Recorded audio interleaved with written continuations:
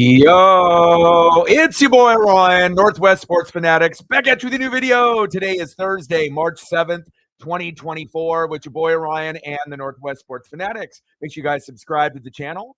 Smash that like button either now or on your way out. Donate to your boy if you can. Cash App, $ ORION NWSF, or the YouTube Super Chat right here. We got NHL action this Thursday afternoon. The Washington Capitals versus the Pittsburgh Penguins. We're going to get Ovechkin versus Crosby, and that is why I am here tonight. Hopefully it ends up being a good matchup. And the Washington Capitals, 5th in the Metropolitan Division. The Pittsburgh Penguins, 6th in the Metropolitan. So both teams not really where they want to be. Everyone is kind of looking up at the standings as well as looking up at the trade deadline. But I wanted to make sure that I get at least one or two matchups in the year with these two guys playing against each other. First matchup happened on 10-13, and Pittsburgh ended up winning 4-0 over the Caps on the road. Second matchup was in January, on January 2nd. It ended up being 4-3 Caps on the road in Pittsburgh. And now we got two last matchups, to kind of even it out. We got Caps at Penguins here tonight. And then in about a month from now, we're going to have the Penguins at the Caps. So they're kind of going back and forth, which is a little different. Sometimes it's like 2 games at home, 2 games on the road. But the first game, the Caps were at home. Second game, the Penguins were at home. And now they're having Penguins at home again. And then the last matchup, April, I believe, 4th, will be the last matchup that we're going to see with the Penguins and Caps. And again, I was thinking about doing the Devils versus the Blues, because we do have fans that are a part of the channel. Sarah, John, Odin, and Aiden, that are respectively Blues and Devils fans. But I figured,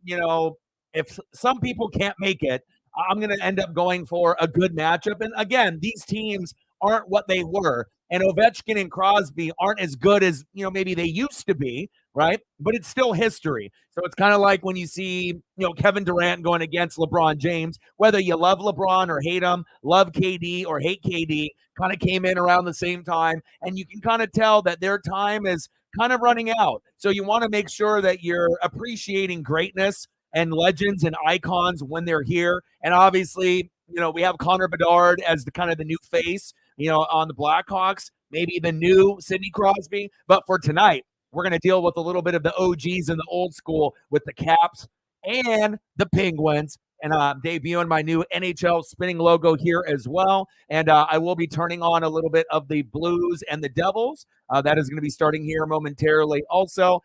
But definitely wanted to make sure I got this in. So career comparison, 1,250 games played for Crosby, 1,404 for Ovechkin. Goals, 582 for Crosby. Ovechkin, 839. And he only needs a few more to get close to, guess who? The GOAT, Wayne Gretzky. 983 assists for Crosby, 691 for Ovechkin. And then the points are both over 1,500. So I think a lot of people probably thought that Sidney Crosby would be the one that would be close or would be, in second place at this point to be able to catch up to Wayne Gretzky. And I think a lot of people thought, well, Ovechkin is going to be really, really good. But I don't think that a lot of people at that time period when they first came in together, that maybe Ovechkin would have that many more goals scored than Sidney Crosby. I mean, hell, he's got like 300 or 400 more, which is insane to me. And obviously, both have won Stanley Cups, so they know what it takes to be a champion. And again, even though their careers are winding down,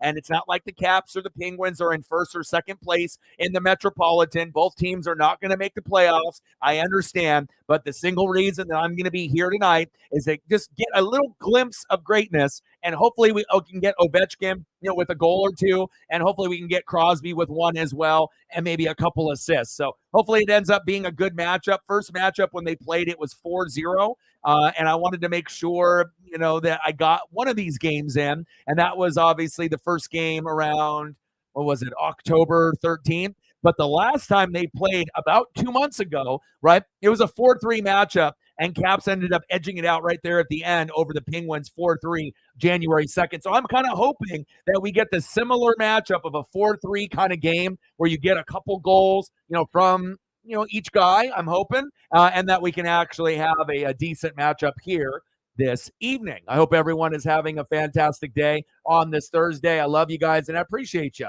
Daniel in the building. What's good? How are you? Megan in the building. What's good? Oh, I'm sorry that you're not feeling well. I hope you feel better. Sarah in the building. What's good? Let's get to 100 in donos. Let's do it.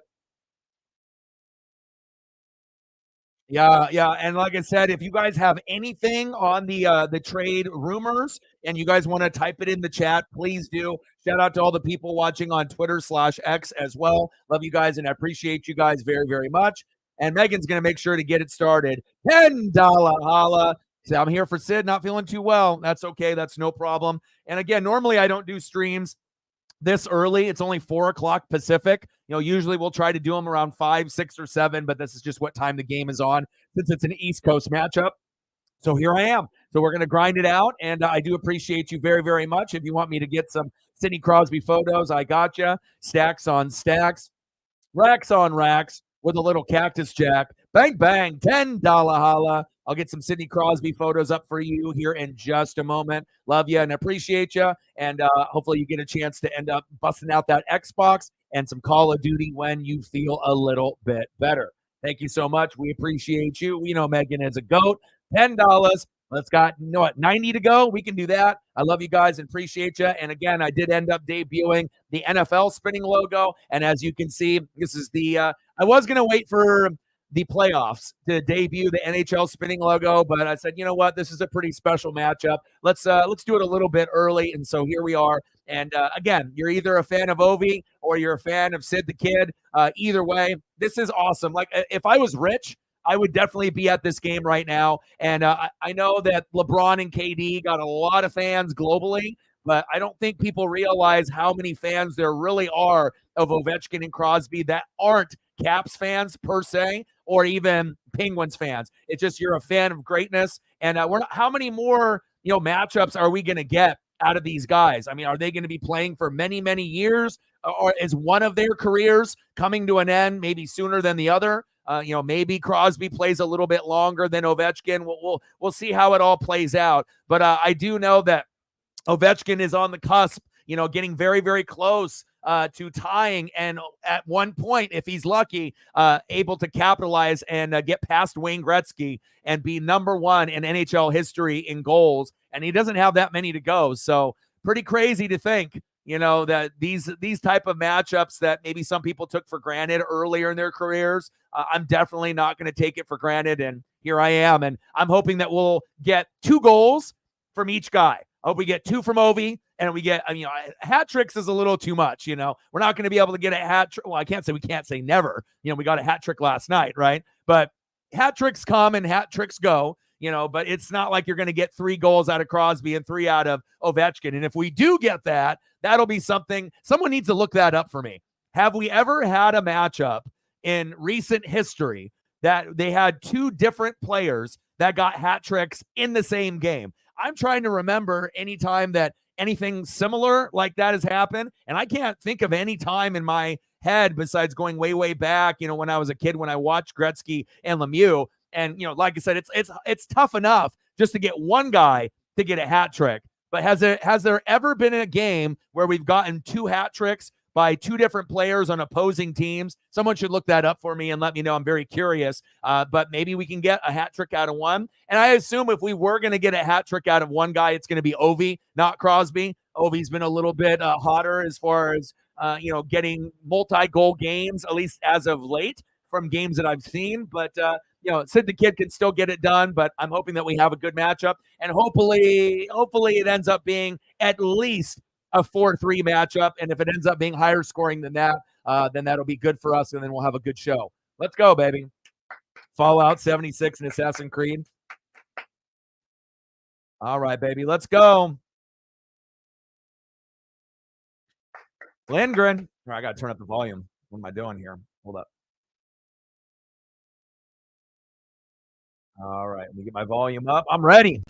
Let's go. And let me know what you want to do for photos once we get to a commercial break, and I'll get you as soon as I can. Yeah, and like I said, what do you think, Megan? Do you think Ovechkin is going to play? Do you think that he cares about being number one in NHL history over Wayne Gretzky? Do you think? I mean, obviously he's number 2 right now in NHL history in goals, only behind Wayne Gretzky. Do you think he's a guy that is going to stay no matter what, even if he starts declining like Sid the Kid, but he's just going to stay as long as he possibly can to break the record? Some guys care about records more than others, and some guys, they're just gonna, do what they do, and then they'll walk away on their own terms. But let's go. Wow, we already got a power play already right out of the gates in the first 30 seconds. That was quick. Okay, no problem. I got you. Let's go. And I'm trying to remember. I think that I was planning on doing the last matchup when these guys played 4-3, not the first one. But there was another game that we ended up doing, maybe the Devils or the Kraken. So I believe, and I think Sarah will let me know, but I'm thinking this is the first matchup between Pittsburgh and Washington that we've done on the channel this year. I think I would have remembered doing this matchup earlier if we did it. I think we talked about it, but I think like the Kraken were on or someone else, and we decided to go a different direction. But keep me updated on the Blues and the Devils. I'll be keeping an eye on that as well. And here we go. Oh, big save. Oh, another save. Wow, Lindgren, I see you. Yeah, I think the Kraken were on as well. I'm pretty sure because that would be the only reason why I wouldn't do this matchup. It's like Kraken is always number one. And then if the Kraken isn't on, then I'm going to look for a good matchup or a special matchup between legends like Crosby and Ovechkin. Obviously, that's going to be up there. And then obviously Vegas Golden Knights, Colorado Avalanche, Dallas Stars, New Jersey Devils. We're going to be the Boston Bruins, for all the other fans on the channel that are mods or goats, we usually lean towards their teams, and then we'll go and see, what else is left at that point. So, oh, big save.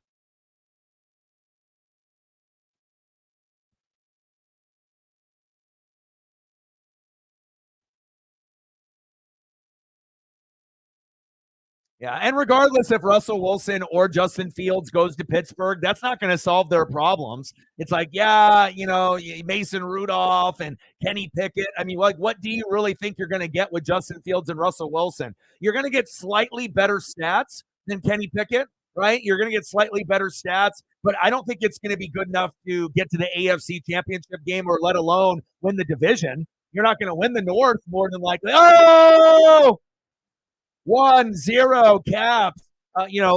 Pittsburgh, might be able to increase their win total by, one or two games. But the way that Baltimore is and Cleveland, and you're looking at that AFC North and trying to be the king of the North, and then the Bengals with Burrow. Yeah, I mean, it is possible if you end up getting Fields or Russell Wilson in Pittsburgh that you might be able to win the division, maybe.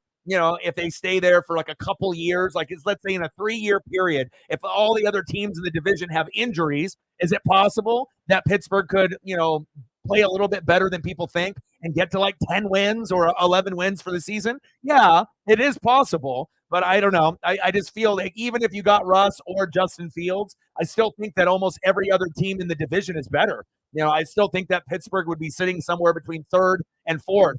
And you saw how good Joe Flacco ended up playing for Cleveland, and they have a defense. Baltimore got Lamar Jackson, an amazing defense over there, right? And then we know the Bengals were good, had some injuries. We're going to have to see where, T. Higgins ends up staying or going. Tyler Boyd's probably on the move. Joe Mixon might be on the move. So the Bengals might be going kind of up and down based on Burrow's health, but it's not going to, like for me, if I was Pittsburgh, and I know they already fucked up with the Kenny Pickett thing because they went for a hometown kid that played at Pitt in college, right? But if it was me, I would rather, save the money and try to build the offensive line and draft a quarterback instead of overpaying for Fields and overpaying for Russell Wilson. Because that's really what ultimately is going to make Pittsburgh better, is building the O-line and building the defense.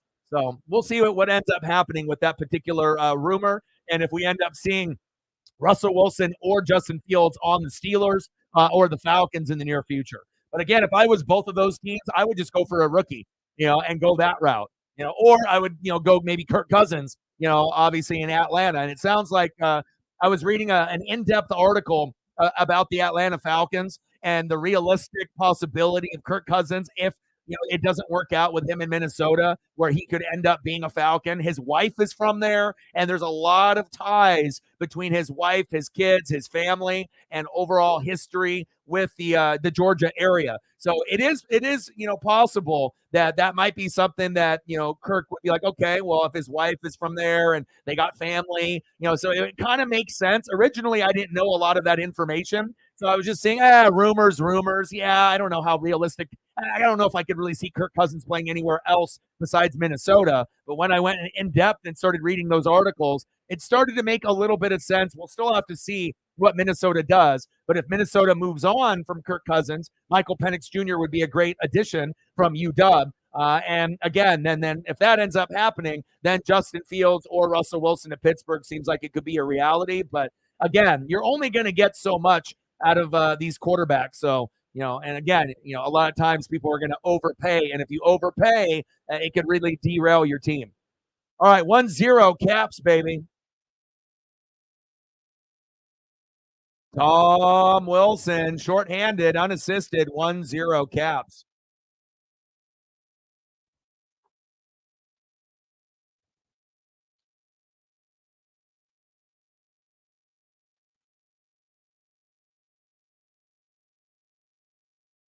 Six shots on goal for Pittsburgh, 3 for Washington.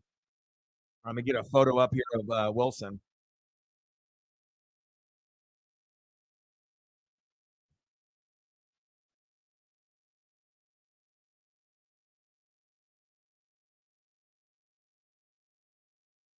See if I get a good one here of Tom.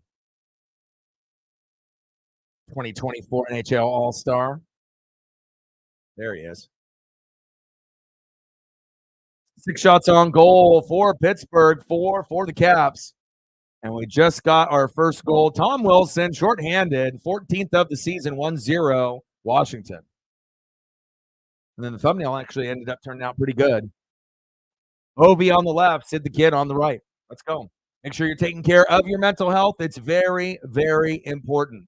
The battles that you deal with on a daily basis, it's tough. And again, if you need somewhere to be able to feel safe, we got it here. NHL, NFL, MLB, NBA, wrestling, all of the above. 15 minutes and counting. Good start so far. Oh, big save.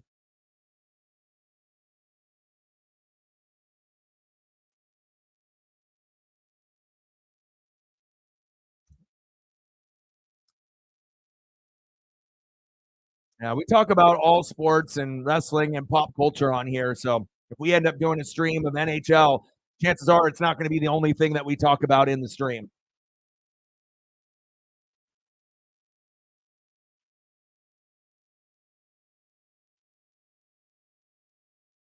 Oh, big save.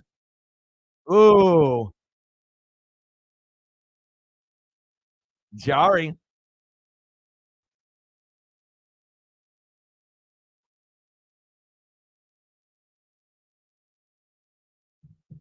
Beautiful weather here in Oregon, Pacific Northwest.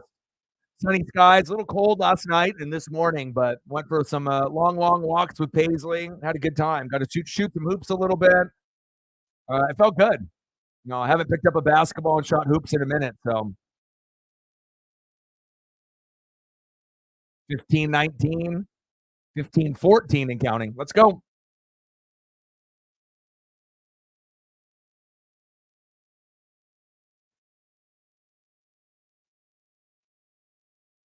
Good pass. But I'm hoping, fingers crossed, we can get at least a goal with Ovechkin and at least one with Crosby tonight. Good intensity from both teams right now. 15 shots on goal combined. Lots of aggressiveness, on both lines so far. And it's not like either of these teams are really in position for the playoffs, 5th and 6th respectively in the Metropolitan Division. But it's kind of where like the Kraken are sitting right now too. Sitting around that 5th, 6th mark. But you never know. Teams can get hot at the right time, or if you end up making a particular trade, it might end up sparking that team. Oh, nice steal. 2-on-2. Yeah, a lot of those guys that we talked about in the free agent tracker, now it seems like they're just going back to their original teams. So maybe a lot of hype for nothing. It's like, oh, this guy might leave, he might go, a franchise tag, this or that, and then oh, he's bleeding. Oh, he got a puck to the face. Oh wow. Oh, his mouth and his fucking cheek are all bleeding. Damn. Wilson's going back to the locker room. That looked kind of bad. He got a puck to the face. Let me see it. Let me see it again. But it got him right in the mouth. Oh shit.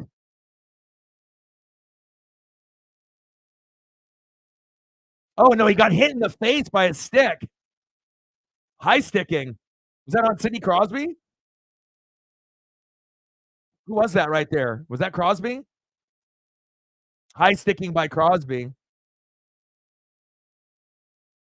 Damn. I thought he got hit in the face by the puck, but he got hit by the end of the stick. It wasn't a dirty play. But I don't think it was it Crosby or not. No, it wasn't Crosby. I was gonna say who was that, but then they kind of zoomed out of the camera there. But then it hit him right in the face at the end of the stick, and then it got him in the mouth and the cheek, and there's just blood gushing everywhere. Did not look intentional though. Did not look dirty at all.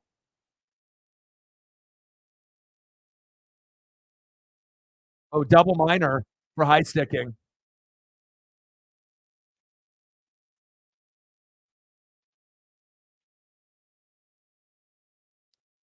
That is a good question. I have no idea. To be honest, there's all kinds of running backs that are going to be available: Pollard, Eckler, Derrick Henry, Saquon, Josh Jacobs. So it's like pretty much, do you want to pay a lot of money for a guy, or do you want to get a guy in the draft and save money?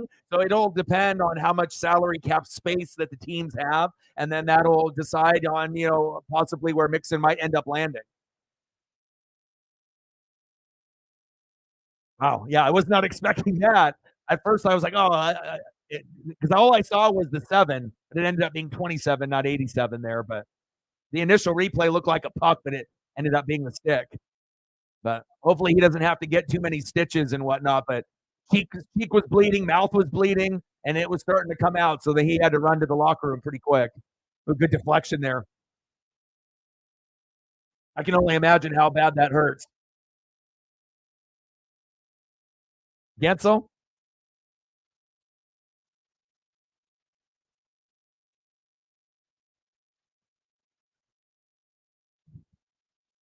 8 shots on goal for both.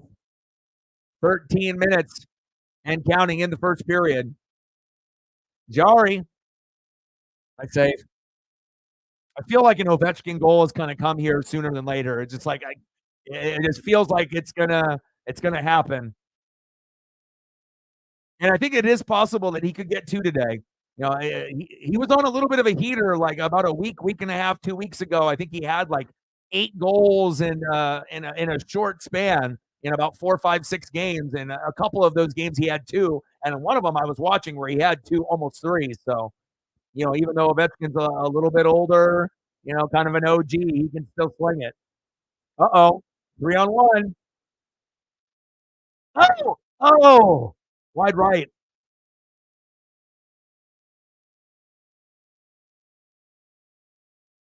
And you can definitely tell both teams care, and they're playing with some passion and some fire, especially if you're sitting at 5th and 6th right next to each other in the same division, kind of on the outside looking in to the playoff picture, kind of like the Seattle Kraken. But I feel the Seattle Kraken right now, even though a lot of people think that the team is not good or bad or terrible or whatever words you want to use, but if you want to say they might be the most average or above average, or a team that didn't live up to the expectations, but they're the best, I think, bad team that is playing right now. As far as, we're not the worst team in the NHL, we're clearly not the best, but as far as kind of a few games that we still need to make up, I feel that we have a really, really good chance to be able to gain ground. And I feel that we are one of the better teams in the NHL that just doesn't have a good record, compared to some of the other divisions. Like if you're comparing the Kraken compared to the Penguins or the Caps, I think we're way better than those two. But again, time will tell, based off the trade deadline, and if we can make a little bit of a run, or if it's just going to be one of those things where we're going to have to regroup until next year. But I haven't given up on the Kraken just yet. 9 shots on goal for each team apiece. We got 12 minutes. Less than 12 minutes to go in the first period. 1-0 Caps. First goal and 151 in the first period by Tom Wilson, shorthanded and unassisted. 10 shots on goal for Washington, 9 for Pittsburgh, 1 hit for Washington, nothing for the Penguins just yet. 4 penalty minutes for the Penguins and 2 for the Caps.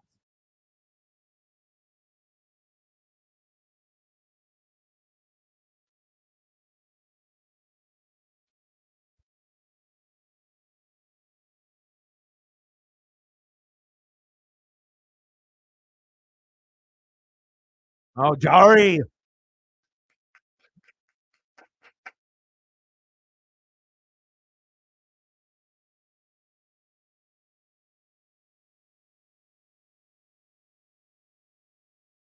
Let's go. Got about a minute left in the power play.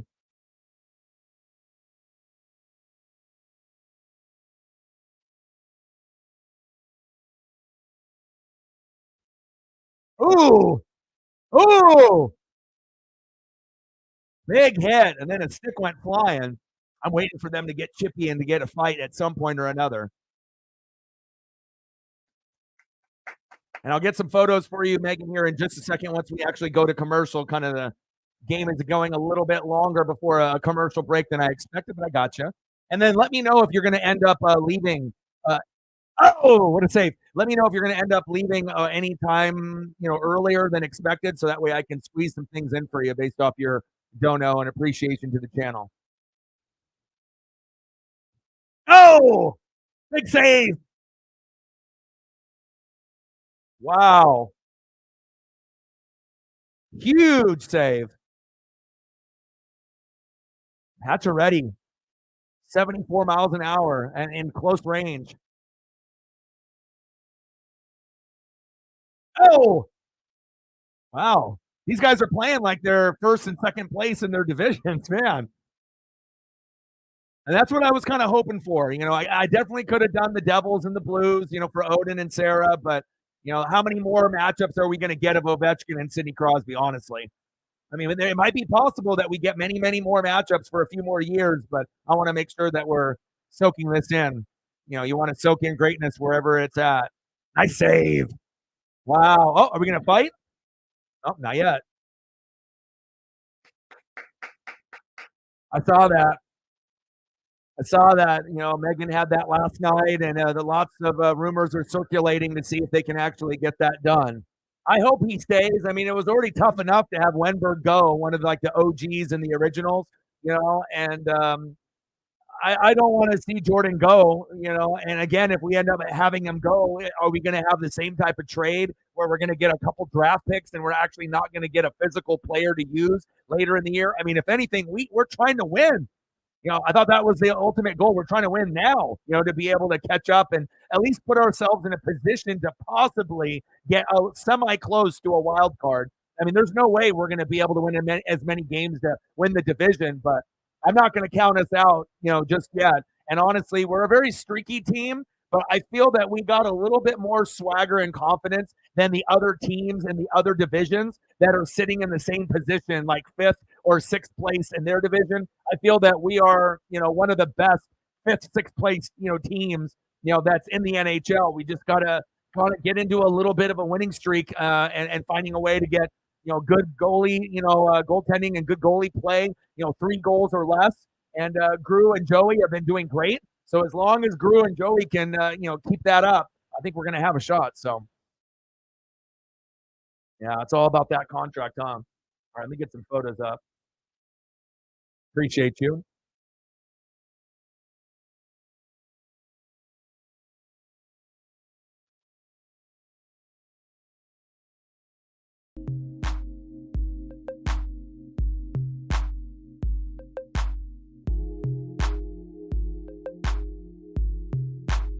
Kevin Stevens. I'm going to squeeze one more in for you.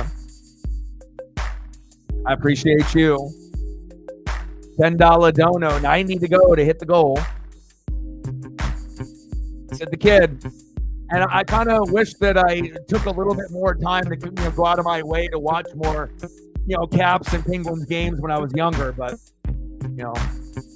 It's never too late to be able to try to soak in what you can.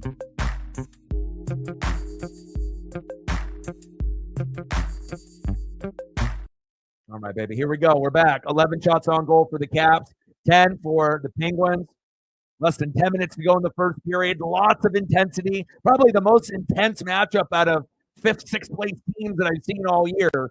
And I was just hoping that it wasn't going to be one of those like, everyone's just kind of going through the motions, and there's no hype.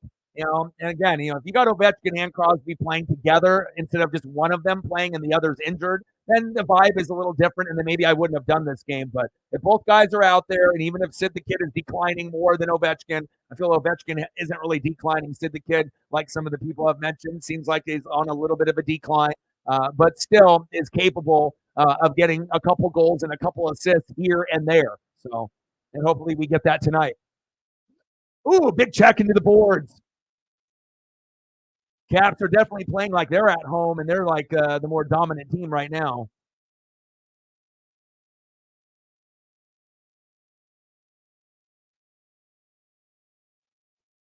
Yeah, Crosby's jersey would be a cool. I mean, eventually, he'll have a Mitchell and Ness throwback jersey. And there's been a lot of time to be able to grab the different variations over the years. Real difference maker, 68th career matchup since 2005-2006. Crosby's got 39 wins, Ovechkin 28.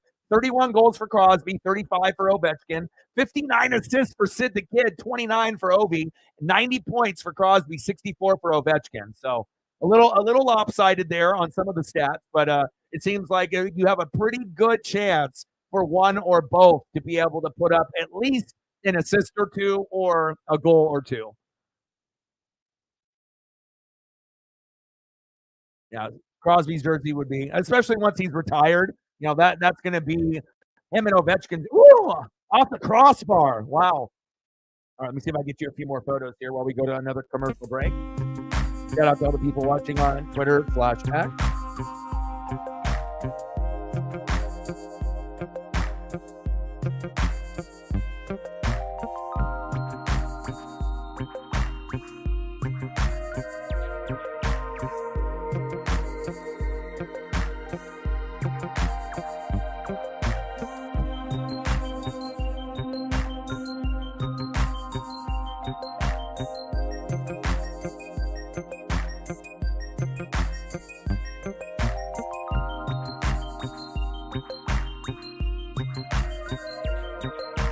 1-0 Cap. Oh, I like that one. That one's cool. With the Stanley Cup, and it fades in from one graphic to the photo. I like that. That's dope.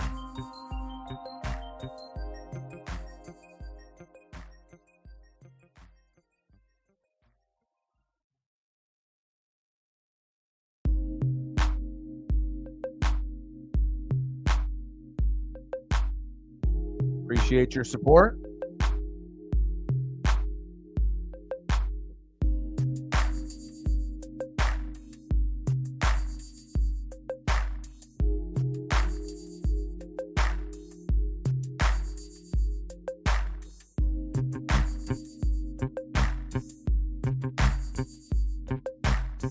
Sid the Kid in the Winter Classic jersey definitely does not come anywhere near close to the Kraken from this season. Empty net goals this season, Alexander. Oh, empty net goals all time. Ovechkin 57, number 1. Gretzky 56, number 2. Lemieux number 5 at 33. Tied for 7th is Crosby with 32. And then Malkin 24, tied for 19th. That's crazy. Empty net goals, Ovechkin is number 1 in NHL history. 1 over Wayne Gretzky. That's unbelievable. But again, if you play for a long period of time and you have a lot of opportunities, it's almost inevitable that he's going to end up being. But I'm not sure if Ovechkin will even be considered better. Because if you go and look at Wayne Gretzky's stat line, based off awards, Stanley Cup, and just everything that he accomplished, in his career. Even if Ovechkin ends up scoring the most goals in NHL history, I don't think anyone's going to say Ovechkin's better than Wayne Gretzky. Wayne Gretzky will always be the great one. But still, a really cool stat, and you can always, tell your kids and your family, hey, I got the most goals in NHL history, even over Wayne Gretzky. He's not there yet, but there is a good chance that he may be able to tie or pass that number if he plays for a few more years.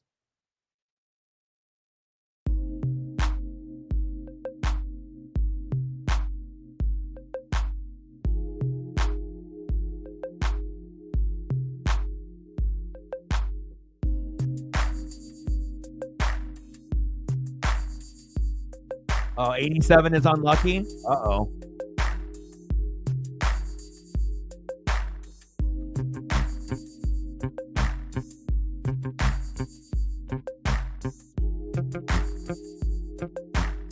Matt in the building. What's good? How are you? Hope you're doing great.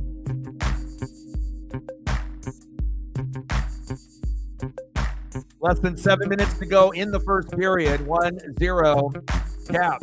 That's one thing I love about the NHL too. I mean, when you have intermissions are needed, because they need to go to the bathroom, go over game plan and, be able to, get rest and get fluids and whatnot. But as far as like the time on the ice, it goes by quick, very fast paced. And the only thing that, slows the game down, based on watching the games on TV or being there is just waiting, through the intermission period. But as far as ice time, I mean, it goes by so fast. Very enjoyable. And I'm glad both teams are playing like this game matters. Good to hear. Oh, I didn't see. You taught me something new. I did not know that. So 13 away from 100. It's called the Devil's Number. Interesting. I like it when I learn new things from you guys. 1-on-1, wide right. 26 shots on goal combined for both teams right now with less than 6 minutes to go.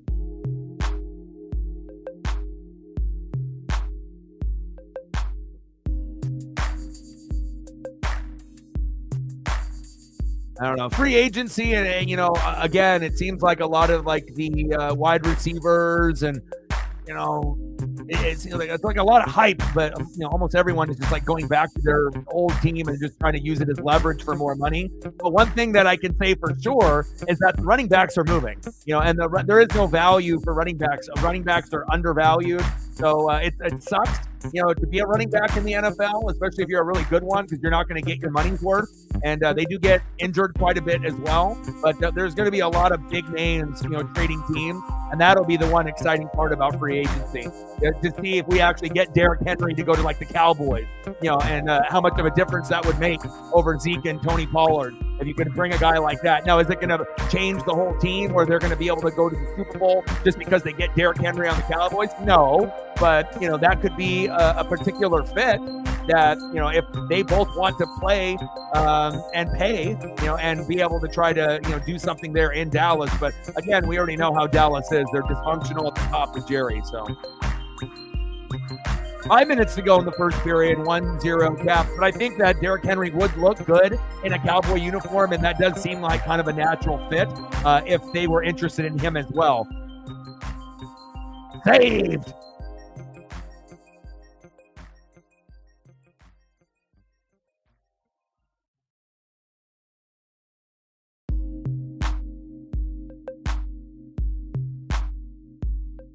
All right, another commercial break.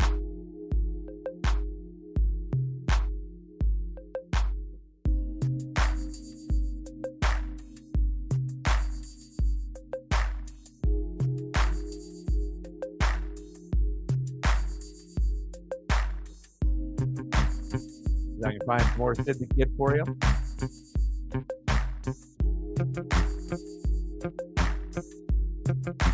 I got to find some Winter Classic. I got to find some home. I got to find some away, some close-ups.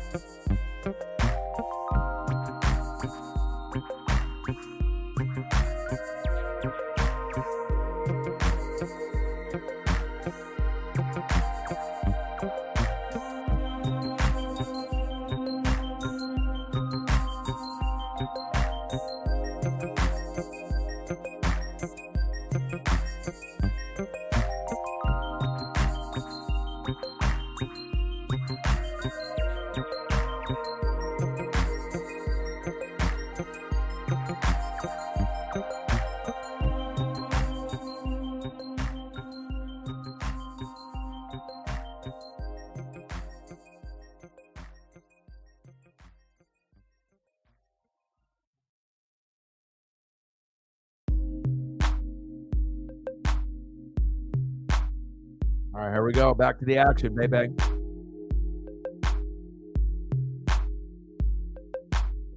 Yeah, I can do that for you.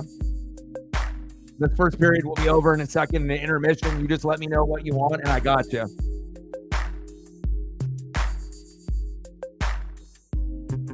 I read a really good article and also saw a little interview, with Dalton Schultz and McAfee and a few other people, and him kind of explaining what it was like to play in the Cowboys facility and the workouts, and Jerry Jones, makes it like a zoo where he's got fans and people tapping on the glass when guys are working out. So they don't even really care about winning Super Bowls or winning NFC championship games. It's all about money and profit.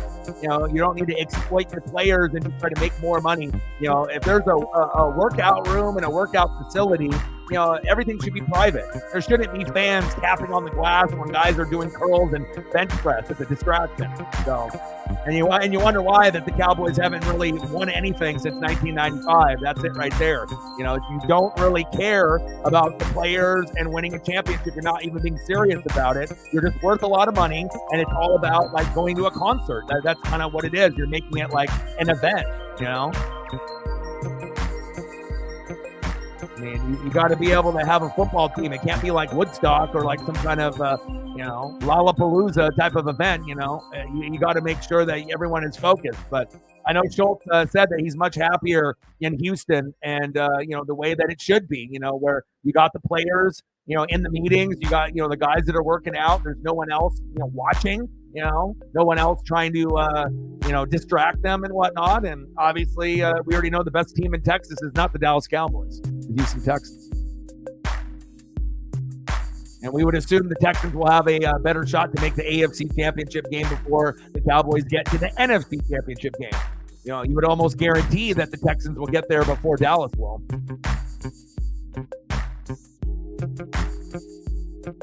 But I didn't realize it was that kind of a spectacle. I knew it was like that in the pregame and the postgame. You know what I mean? But I didn't know that during the week, they just have the facilities open so that they can just make money. No wonder they're not winning anything. But again, if you don't get rid of Jerry Jones, you're never, going to change, the structure of this team. So they say it's America's team, but it fucking isn't.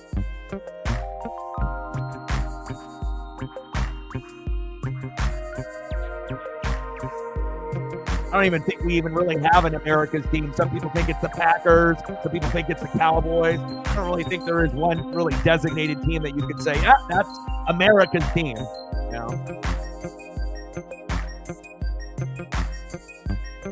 15 shots on goal for the Caps, 12 for the Penguins. Less than 2:30 to go in the first period.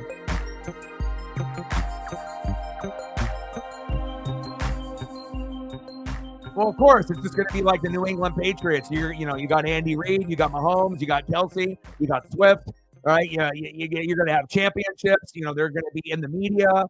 So as long as they keep winning, they're still going to be hated. And even if Travis and Taylor break up, they're still going to be hated like number one, because people are going to be jealous and hating on them for winning, just like when they were hating on Tom and Gronk and Bill. So.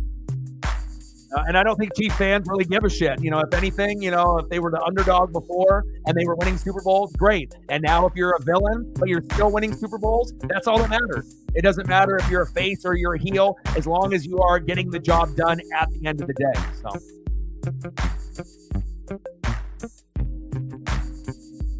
But a lot of the hate is more towards Taylor Swift and then jealousy, of the squad. I don't know really how many people hate Andy Reid or hate Mahomes or hate Travis Kelsey. To me, it's almost impossible to hate those three, based on how talented they really are, regardless if they're on your favorite team or not. They're fun to watch. And they proved a lot, with a lot of resiliency, that they could win with Tyreek and win without Tyreek. They could win with Bieniemy. They could win without Bieniemy. They could have a good defense and they could have a shitty defense. They could win both ways. So it's really impressed me, the way that they've been able to change and be able to, find ways to kind of reinvent themselves year in and year out based on new challenges that come their way. Like, I don't think anyone anticipated them having the most drops on fucking planet Earth, out of those receivers. But then if you noticed in the playoffs and the Super Bowl, all the people that were a liability weren't fucking playing. Kadarius Toney, Sky Moore, those guys that were dropping balls, were they playing? No, they weren't. So.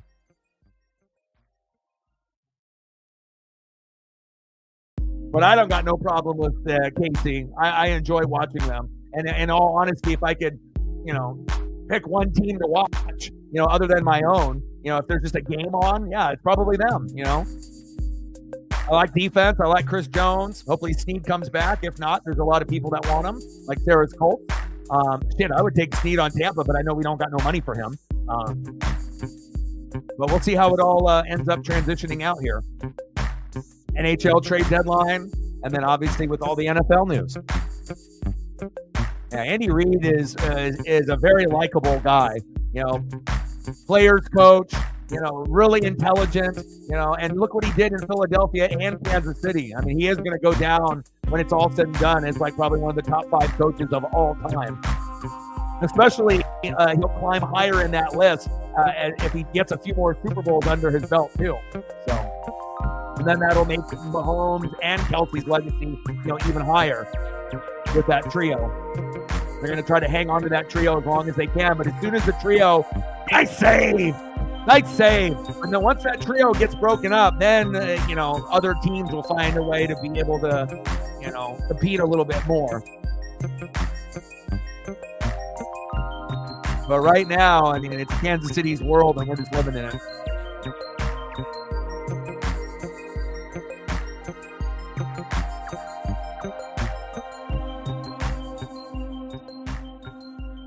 I like Reid because he's genuine, and you can feel that, when you watch him. When you watch interviews, you see how he conducts himself, the way that he talks to the players, the way that they, will go through a wall for him. There's nothing fugazi or fake about him. Nice save. He's probably one of the more likable coaches in the entire NFL. I mean, even if he didn't have a Super Bowl to this day, he would still be considered one of the top 5 most likable coaches in the league. And it'll be a sad day when he's not around, at least for all the Kansas City Chiefs fans. Because you're not going to be able to find another Andy Reid, and it'll be very interesting to see who they have at coach once he decides to step away. Good defense there. Great defense by Washington and Pittsburgh. When you have a couple guys in the crease firing away, sometimes you get that other defender just getting in the way to prevent another opportunity off a rebound shot. And good defense by both teams so far. Oh, the goalie, Lindgren, threw a punch on his knees. Wow. Got him right in the stomach, too. They all started gathering right in front of him. I didn't expect that. Lindgren's like, fuck it, let me throw a punch.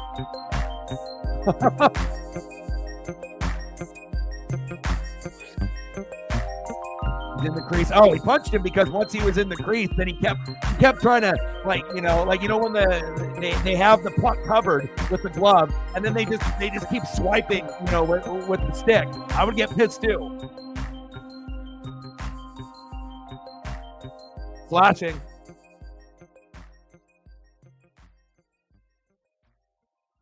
Slashing, baby.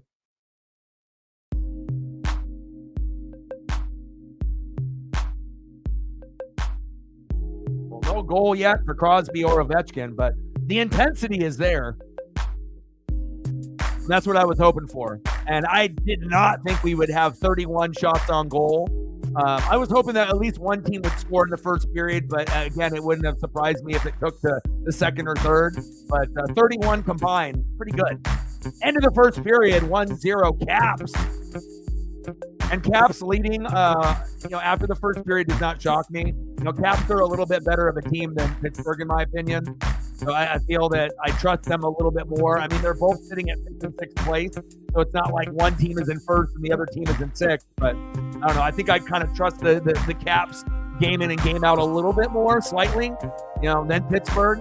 But again, they still have time to be able to get caught up here.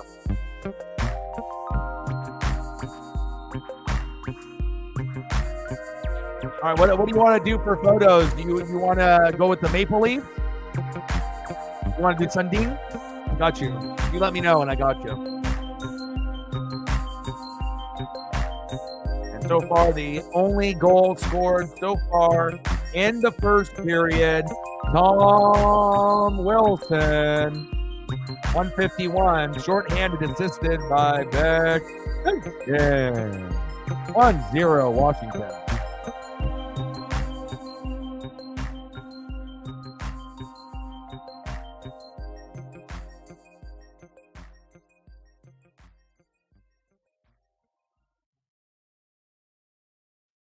I like this one a lot. That one might be my favorite right there.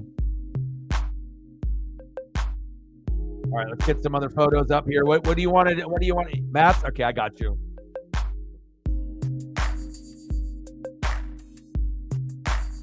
You just fire away. You let me know.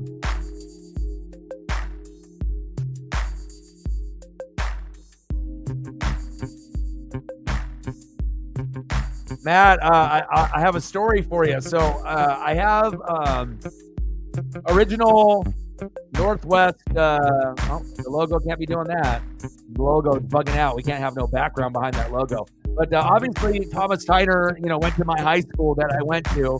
He had 10 touchdowns on his birthday in a playoff game before he got signed to the University of Oregon, which is like some, NFL blitz or like Madden on rookie mode type of numbers.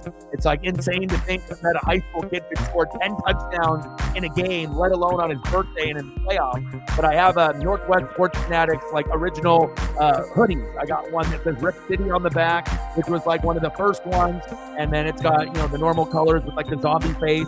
And then I had another one where we actually did an interview with me and Marcus when we first started the channel. Once we reached out to him, and we actually did an interview with Thomas Tyner on the channel years and years and years ago. And I made Thomas Tyner a Northwest Sports Fanatics hoodie with Tyner, written on the back of the hoodie. But I was, never able to, drop it off. So I ended up just keeping the hoodie myself. So when I end up walking my, pup, I usually have that on. And, he grew up here around in the Aloha Beaverton area.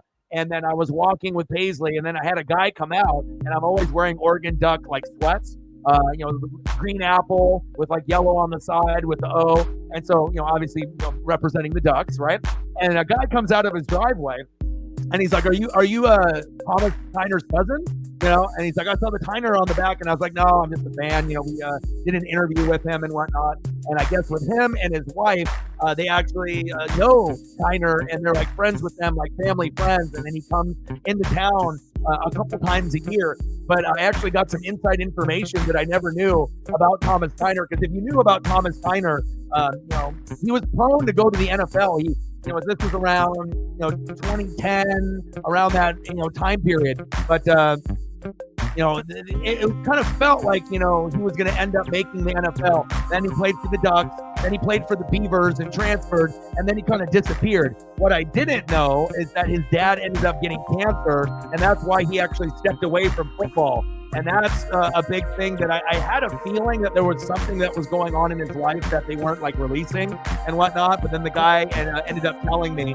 And so Dad, I don't know if his dad ended up passing away, but the dad ended up getting cancer, so he ended up kind of stepping away from football, then transferring to Oregon State, and then stepping away. And then now, believe it or not, he's in Bend, Oregon, which is in Eastern Oregon, which is kind of like a retirement spot for some of like the rich people in Oregon, where they want to be able to go like mountain climbing and kayaking and doing like all these outdoor activities. It's like where a lot of people go to retire and whatnot. But now Thomas Tyner is actually a police officer out there. I don't know what rank he is and whatnot. But I was like, wow, that's crazy. And then the guy was like, hey, if you want me to pass this along to him and whatnot, but I only have the one hoodie and I'm not going to give it to him. I mean, I had a chance to try to get to him before, but again, when you're going into college, back then, you can't really accept like gifts and whatnot. But it's kind of crazy. I figured someone at some point, would ask me something, based off, because Tyner is not really a common name, as far as last names are concerned, but pretty cool, to be able to meet someone that knows Thomas to give me a little bit of that info, and good for him. I mean, I really was really hoping that he would end up, being in the NFL, but sometimes it's not everyone's destiny. But at least he now, as a cop and a police officer, it sounds like he's happy, and I know he probably still, thought, man, what could have been, but I still rock that Tyner hoodie with a lot of pride. So pretty cool. All right, let's get some photos up here for Megan.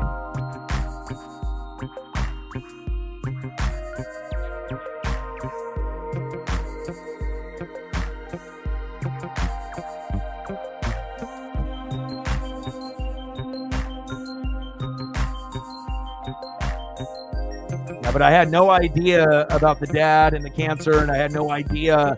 And then obviously when he transferred to Oregon State, I thought that was a little weird, to go from Oregon to Oregon State, and there was a little time lapse in between. But what could have been, not many guys in high school, and when I went to Aloha, which is near Beaverton, when I went to Aloha, they were only winning like one game a season. They were like the worst team in this area.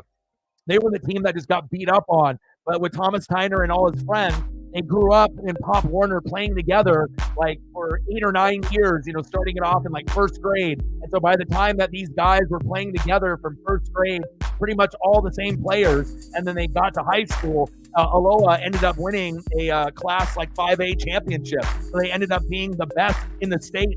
And, Tyner ended up getting those 10 touchdowns on his birthday in a playoff game, which still to this day, I don't think anyone else has gotten more than that in the state of Oregon ever. Pretty crazy. 10 touchdowns in a playoff game on your birthday. Wow. Unbelievable.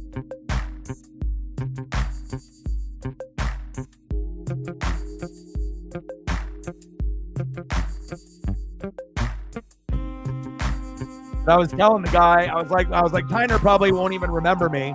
It's like, even though we got the biggest channel here, in Oregon. But again, it's like when we ended up doing the interview with him, this was like at the very beginning stages of the channel. So this was like, 2000,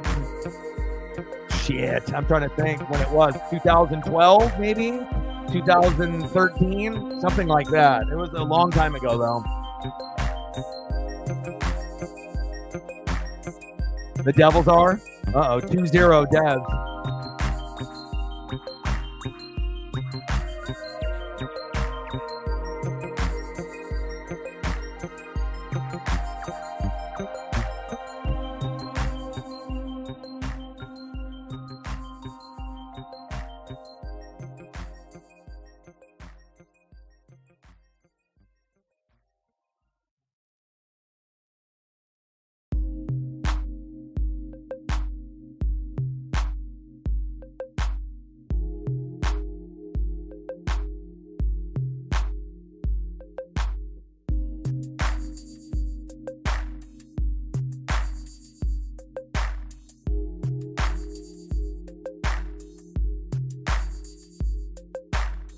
A guy was wearing a Mariner hat and an Edgar Martinez jersey too, and whatnot. But big Duck fan. But I figured at some point or another, someone was gonna talk to me and whatnot. I'm like, nah, just repping him. Sometimes it's not about what you do on the pro side; it's what you do on the high school side and the college side. Hey, if you got to be Al Bundy, 5 touchdowns in one game, and then things like that. People can hang on to stories, but again, not a lot of people can achieve greatness on any level, regardless if it's high school, Pop Warner, college, or let alone going to the pros. A small percentage even make it to the pros, and just because you make it doesn't mean that you are going to be dominant. A good example is like LaMichael James and Anthony Thomas. So even though they didn't have the NFL careers that I wanted and a lot of Duck fans wanted, they are still legends in my book, and that will never change. I still love rocking their jerseys here anytime I travel to Seattle or when I'm here in Eugene or in Oregon, and they will still be my top dogs and my favorites. So.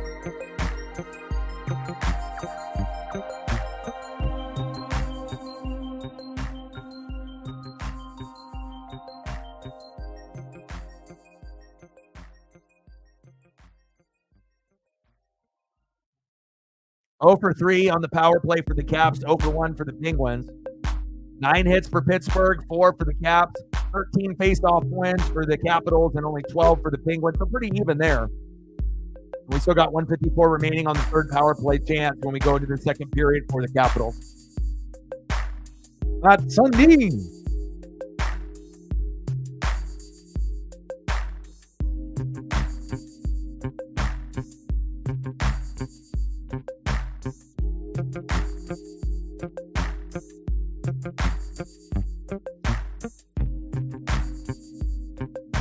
What's the weather where you guys are at right now?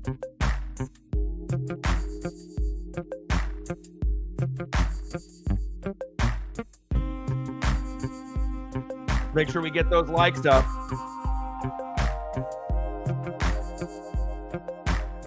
And if you're watching on Twitter/X, obviously the only way to be able to like the stream is if you end up going on to the YouTube channel itself. If you want to be able to comment, or end up making any type of dono, if that's something that people want to do. Unfortunately, they don't have that set up just yet.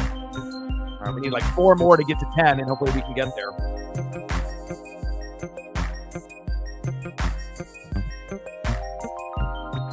$10. Let's get to a hundo. So it looks like now for the third stream in a row, maybe it was just broken, or it wasn't integrated properly. I don't know if it was just my channel alone or it's something that they finally integrated, with multiple platforms. But it's nice to be able to see the numbers are going to end up being much, much higher than what they were from before. So, started off a couple days ago, and now moving forward, we should be able to have 20, 30, people in the room probably on a minimum. And then at some point, we're going to have 50, 100, 200, 300. We will end up having that depending on the event. And I wish things would have integrated like when we were doing NFL or like college football and whatnot, because, the numbers would have been pretty high. On some of the streams, we might have been able to hit like 200 to 350 people, and when you have that, that definitely can help you gain more subs and more views when people see that amount in the corner and whatnot. So, and obviously if we can get the YouTube number up, the Twitter X number up, and we can just keep, going in the right direction, it'll be a good thing, for us moving forward, because that's what we deserve. We deserve to be able to have a fair chance, in the algorithm, to be able to grow, especially with all the things and all the grind and effort that we're putting in on this channel and all the work that the mods put in as well. So it looks like it's going to be something that will be starting, from a couple days ago until, the end of time, because I'm not quitting anytime soon, that the numbers should be drastically higher than we've ever seen. So that's awesome to be able to see. And then hopefully that'll lead to new subs and views. And then hopefully at some point, Twitter/X will integrate the option to be able to like the stream from that side, to be able to comment on that side. And it'll come up with a separate comment or in the same comment section with just the Twitter logo there, even though if someone's typing. And then they'll also hopefully be able to integrate a dono button over there too. So it'll all be integrated, everything together. So one step at a time, but at least the numbers are going to be linked. So 20, 30, 40, 50, 100, 200 people in the room. It should end up being a reality, and it's not going to be, some matchups are going to be higher than, others. And it also depends on the time, later in the day would probably end up being better. But again, I have no control over the start time of this particular matchup. But shout out to all the people on Twitter/X that are watching. And again, if you do want to comment, obviously you have to do it here on the YouTube side. And if you want to end up, sharing or, anything that is not integrated just yet, you'd have to come here. But I do appreciate the people watching and supporting.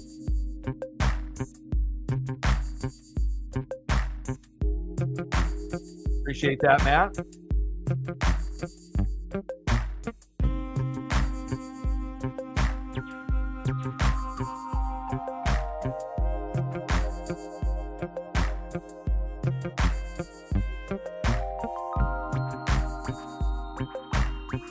One, 0. Yeah.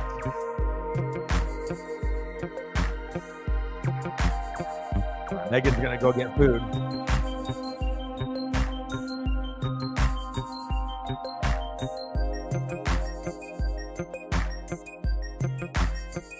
What's going on in the matchup there with the Blues and the Devils?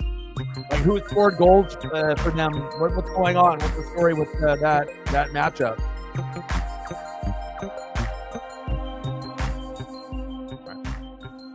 We can't have that. Can't have that box show up.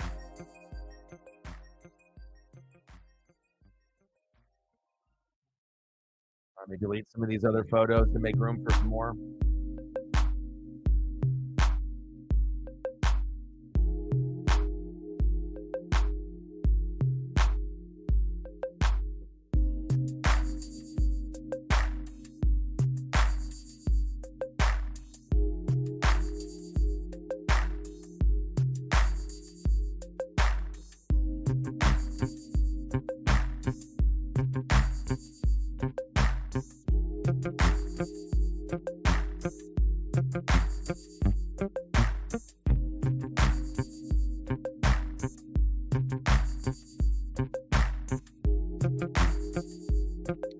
Yeah, I read that. Anything that you read, I've read it probably. But yeah, I read that.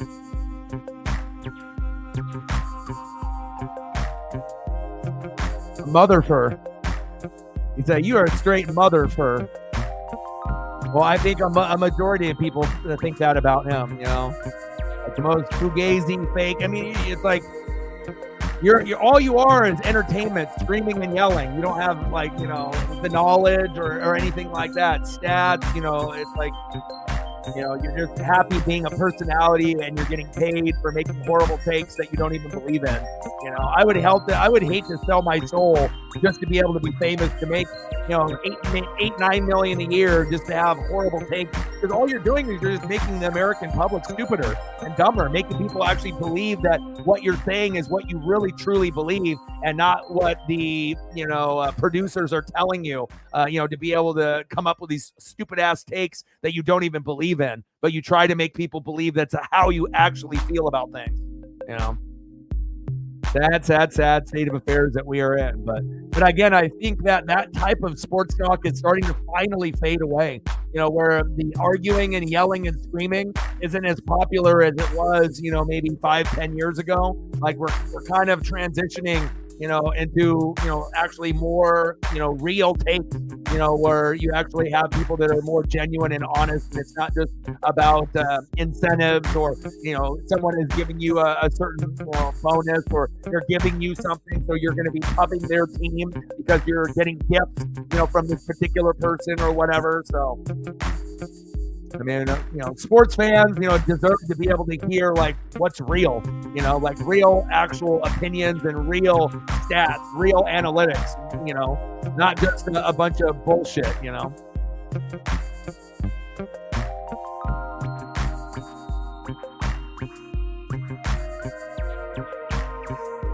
.700 career game for Ricard Raquel. 5 shots on goal. Last 6 games, 6 points.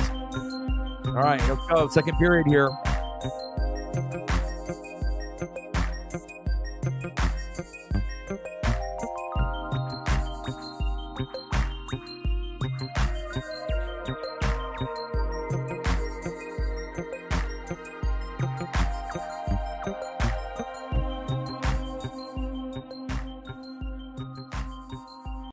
All right, here we go. Second period.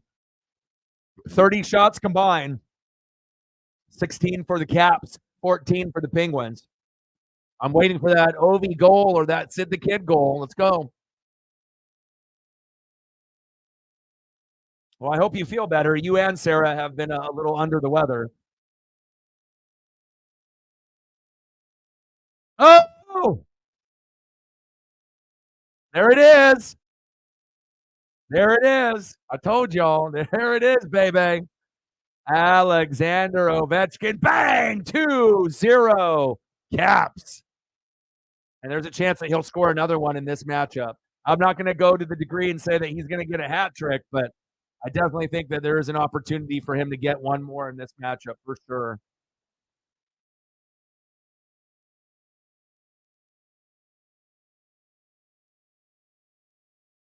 All right, Ovi.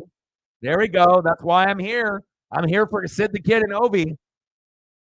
One more goal closer to the record of Wayne Gretzky. Come on, NHL box. What you doing to me there? You got to be transparent. We can't have the box come up. 2-0 Caps.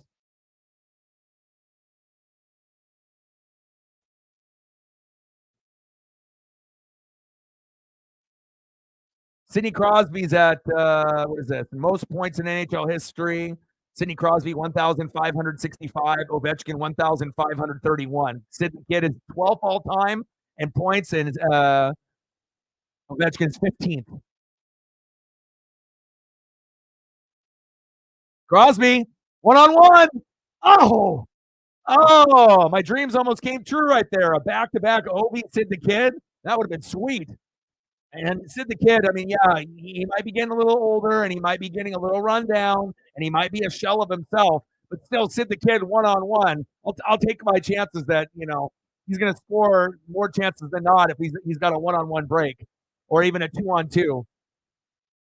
But again, if it's in traffic, he's not going to get the goals like he used to earlier in his career. But with Ovi seems like he can score anyway. He hasn't really slowed down. There we go. All right, come on, Pittsburgh. Show me something. You're at home.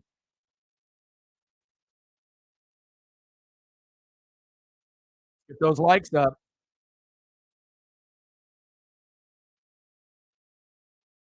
We at 10, 90 to go.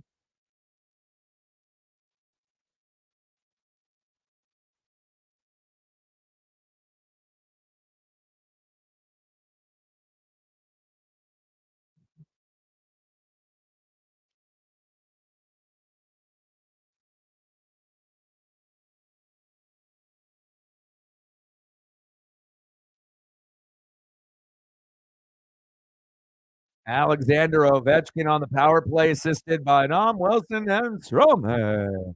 2-0 Caps.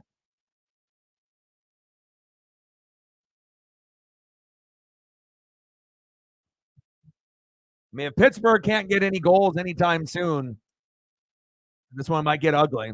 And I really wish that they had those other buttons functional on Twitter/X or the other, platforms where they have a button where they can hit the like button and then it'll integrate those numbers over to the YouTube side. If they want to make a comment, it'll pop up over here just with the X logo next to a name, and donos and all that. I wish everything. I mean, I'm hoping at some point that that'll be a reality. It'll make things so much easier.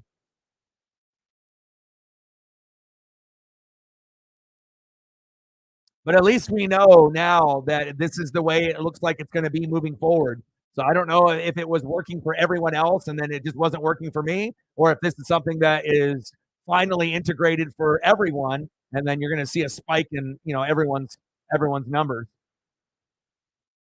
or at least not everyone's numbers, but if you're streaming in more than one location.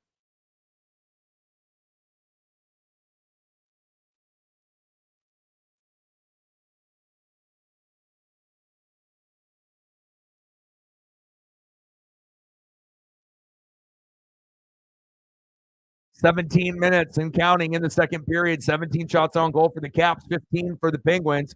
Come on, Crosby. Oh, you're good. I mean, you can do whatever you want. You're always good company. Oh, big hit on the boards. Oh my. Oh my. But if you feel that you feel sick and you just want to play video games or just, you are more than welcome to do whatever you feel like. You want to go play some Call of Duty, you want to play Fallout. Oh, another goal, 3-0 Caps. This one's a blowout. But if you need to go, no worries. I'm still going to be here for another hour and 15 minutes. So, wow. Nick Jensen. Ah, she got fucking blasted.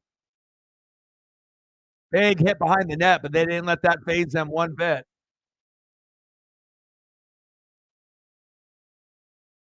So many rebounds bouncing around in this game. I mean, literally, the game could already have like 8 goals.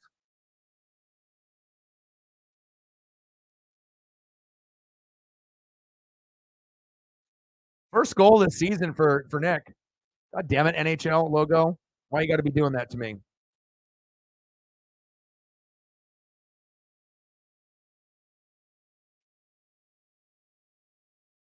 Unassisted 3-0 Caps.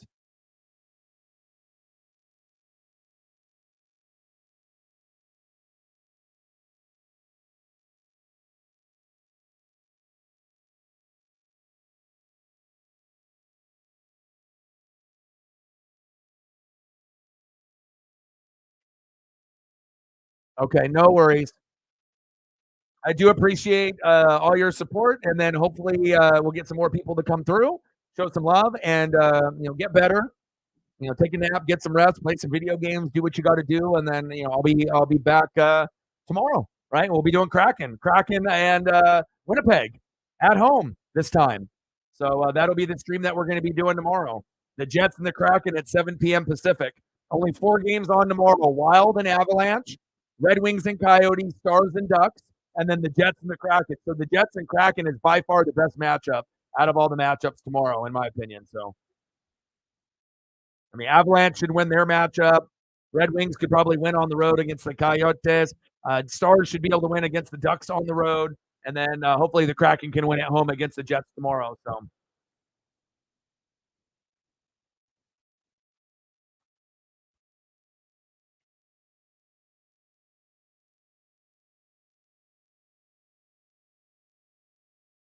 legal tampering.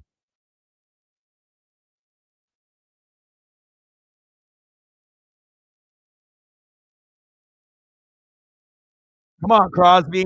You guys can't get this embarrassed. I know Pat's probably pissed right now. He's a big Penguins fan, but it's like you knew you were going to end up getting a Stanley Cup or two with Sidney Crosby. But again, at this stage of their careers, this isn't, the early stages when they were coming in 05, 06. I mean, we're in fucking 2024 now. So, I mean, that's like they've already been in the league for 20 years.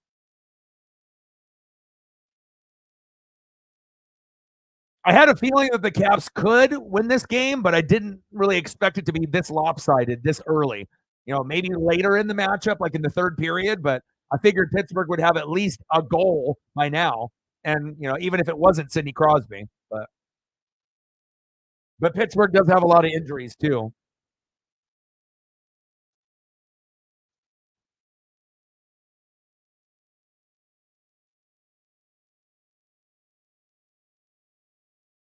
Caps got 3 guys on IR, and then Darcy is out. And then what do they got? 1, 2, 3, 4, 5 guys out for the Penguins. 2 day-to-day, 2 on IR, and then 1 guy, Drew O'Connor, is out. Are your best players playing?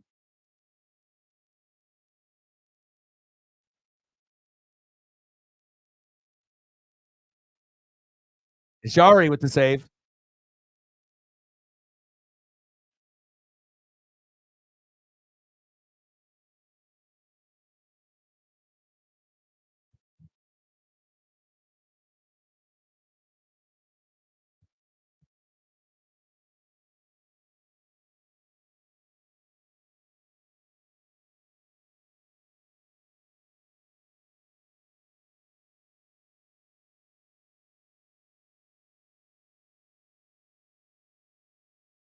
Austin Matthews, number 1 with 54 goals. Sam Reinhart with 45. Number 2, Hyman, 42 goals. Third, McKinnon is 4th with 40.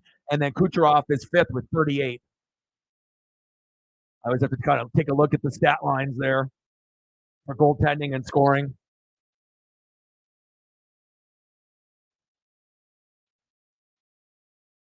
Yeah, I like him too.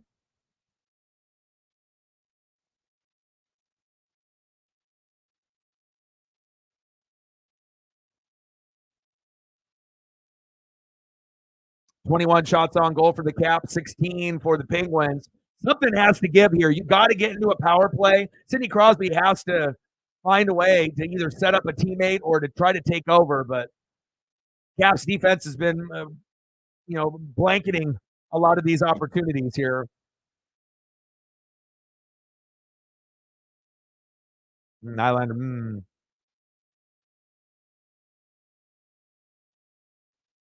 I hope we can win tomorrow. It's gonna be tough to beat Winnipeg, but the crowd will be rocking tomorrow for sure. Midnight in the building. What's good? 21 shots on goal for the Caps. Alexander Ovechkin dominating as usual. Tom Wilson, Alexander Ovechkin, Alex Ovechkin, Nick Jensen. Bang, bang, bang. 1, 2, 3. Still waiting for the first goal for Pittsburgh. 2-1 Devils. Oh, you finally got on the board. Who was it? Who scored for you? For the Blues?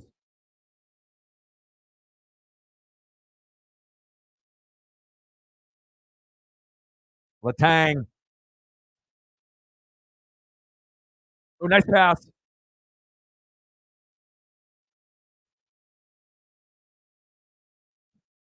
"13 minutes and counting in the second period, 3-0 Caps."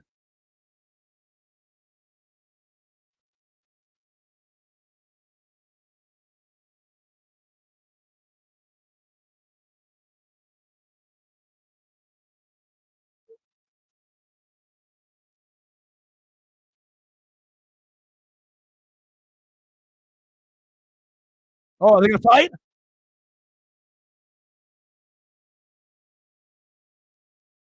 Let's go. Let's go. Oh, yeah. Oh, yeah. Let them fight. Let them fight. Oh, yeah. Oh, yeah. They're just grabbing each other. Punch. There we go. Yeah. There we go. Hell yeah. I was going to say, in a matchup like this, at some point, they have to have some kind of momentum, and, as long as you're not getting your ass kicked out there, but at least to kind of get the crowd into it and get your teammates going. Big check right there. Cap player found an exception to that. Nice fight. Wish it was a little bit longer, though, but I'll take it. But anytime when a guy gets hit in the face and then they go down and then one guy flops on top of the other, then usually that's when the refs are going to come in there and break it up. So you hope that they can stay on their feet or they can scrap a little bit. And then if you're really lucky, you might end up getting like a 5-minute fight. So, which I've only seen like 1 or 2 all season, where they actually just let them go. And then the cameraman would have the camera just steadily on those 2 guys fighting, and that's it. So I think the last time that we saw like one of those was that Connor Bedard game where he ended up getting the broken jaw in the first period, and then all hell broke loose. So that was probably the best fight that I've seen. And there was like 10 fights in that game too.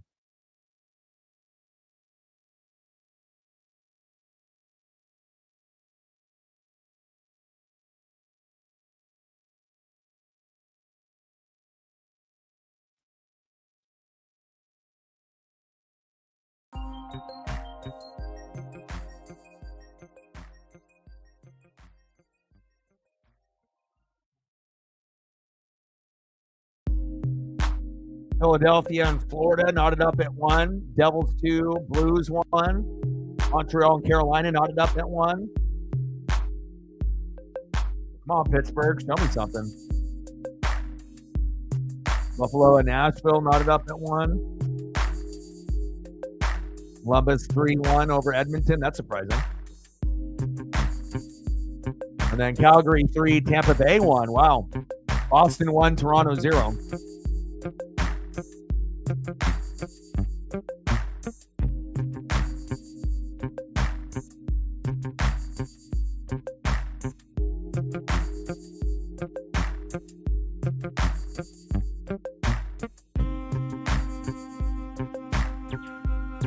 Yeah. I just like long fights, where they let them actually go, for 3, 4 physical minutes, where you're getting like 50 to 60 punches thrown, not, 5 to 10 rapid fire, and then all of a sudden like half of the punches miss, one guy falls down, refs, kind of break it up. I like it when they're standing and they're just punching each other in the eye socket and the jaw over and over and over and over and over again until, eventually someone gets tired or they both get tired, and then they end up breaking it up. Those will end up being the best. But the extended fights, the long fights where I'm not just getting rapid fire, I'm getting punch after punch after punch after punch. But yes, I do agree. I did like that one. I wish the suspension was a little bit longer there for Calgary. But again, like we were talking about last night, if he would have gotten knocked out and he was just laying there like lifeless on the ice, yeah, he would have gotten maybe a 5 to 7 gamer, and then it probably would have broke out into fucking a melee, you know, with everyone on the team. One-timer blocked. 72 miles an hour off that one-timer attempt.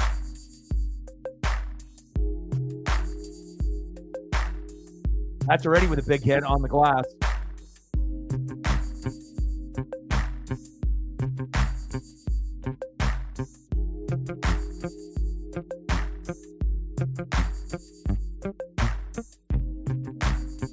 I try to watch as many games as I can, but it just depends, you know, when we're streaming and how many I watch at the same time. I mean, sometimes I'll watch 3 games at once. Sometimes I'll watch 2, and other times I'll just have my direct focus on just one because I don't want to miss anything. But I feel like I got pretty good attention span. You know, I don't really feel like I can't watch multiple games. I feel like I can multitask like a motherfucker. 21 shots on goal for the Caps, 17 for the Penguins. I don't know if I'm necessarily rooting for one or the other. You know, the main reason I ended up doing this particular matchup is because the Kraken have the day off, and you know, a few of us in the room are Kraken fans. There's another. 4-0 Caps. I just wanted to do it for Ovechkin, for Ovi, and for Sid the Kid. You know, because we're not going to get these matchups, you know, that much longer. So I wanted to make sure that, you know, I got a chance to be able to soak in greatness, just like when people watch Durant and LeBron. You know, you're not going to see those guys have too many more matchups before their careers are over. So I like to be able to soak in the greatness when I can. I had a feeling the Caps were going to win this game, but I did not know it was going to be this lopsided.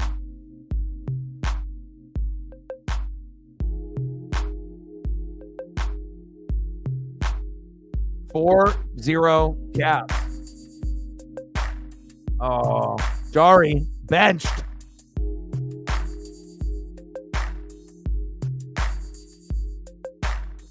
Oh, you were disappointed? That's tough. Jarring. Like, what's for dinner? 22 shots on goal for the Caps, 17 for the Penguins. And then we'll be doing Winnipeg Jets versus the Seattle Kraken tomorrow at 7 p.m. Pacific time. There's only 4 games on tomorrow, and that will be the best matchup. So, and hopefully the Kraken can find a way to get that dub. Got one on the road. Can we get one at home? I mean, anytime you're a 5th or 6th place team in your division and you can beat a number 1 or number 2 seed, you feel pretty good. And we've been able to beat the Bruins. We've been able to beat Winnipeg. So, you know, we can find ways to win at home and on the road. You know, it's just all about consistency, and it all starts in net. You know, if we get good, you know, strong play out of Grubauer or Joey DeCord, I feel that we have a chance to compete and beat anybody. But again, you know, you have to have offense. And if we're going to get good, you know, defense, you know, from Drew and DeCord, we're going to have to score more than 3 goals in most cases to win. There's not going to be a lot of games where we're going to win 1-0 or 2-1. Same thing kind of goes for the Mariners in the Pacific Northwest. It's like we have to have good defense, right? Can't give up more than 3 goals, but then we also have to make sure that, you know, we're getting 3 or 4 goals ourselves. Otherwise, it's not going to make a difference if we stop, you know, 3 options or 4 options or 5 options, you know, in the second or third period with the shifts. You know, we have to make sure that we're staying consistent. So 9 minutes to go in the second period. No.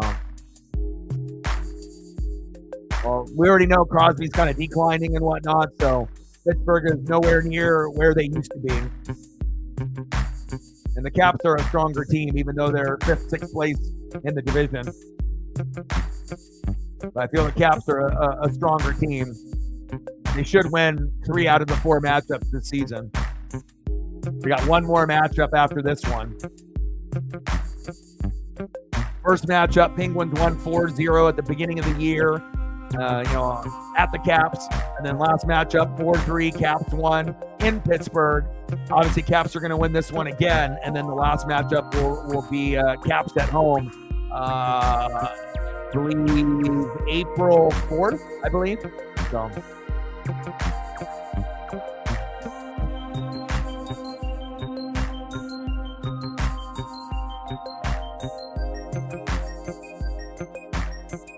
Caps are moving.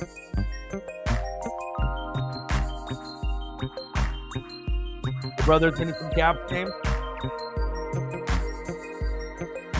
Yeah, Ovechkin's jersey is going to be a nice hot commodity too. You know, that'll definitely be a Mitchell and Ness throwback. You know, him and Sidney Crosby. I mean, if you're talking about players that have been playing here in the last like 15 to 20 years, obviously there'll be a lot of jerseys that are still available to purchase. But once they are away from the game, for 5 years or more, it'll be a little bit harder to come up with jerseys, except for like eBay, or team store stuff if they still sell it. But yeah, but they'll definitely make their jerseys into a Mitchell and Ness for sure.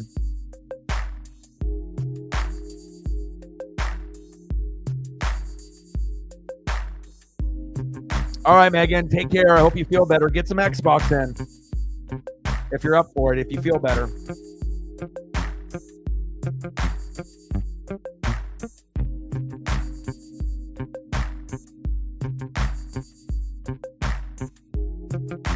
Oh, you had a suite? Nice.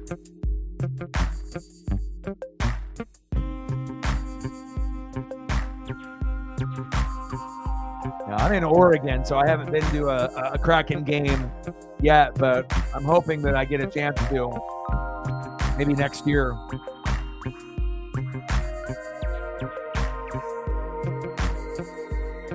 .909 left in the second period. 4-0 Washington.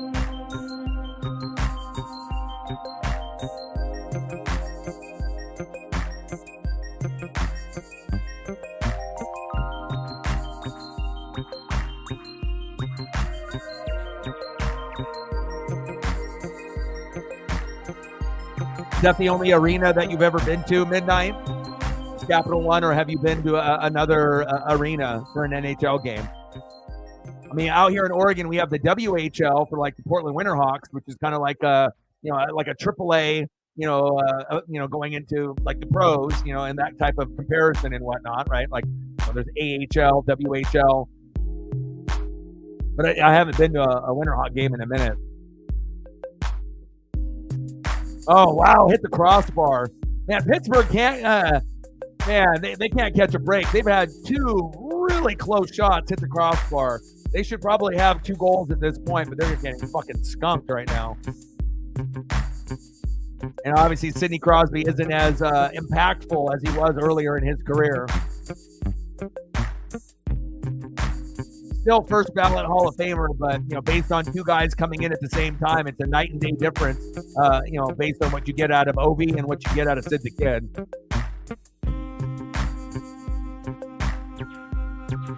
One-timer deflected. Sirens were loud, I bet.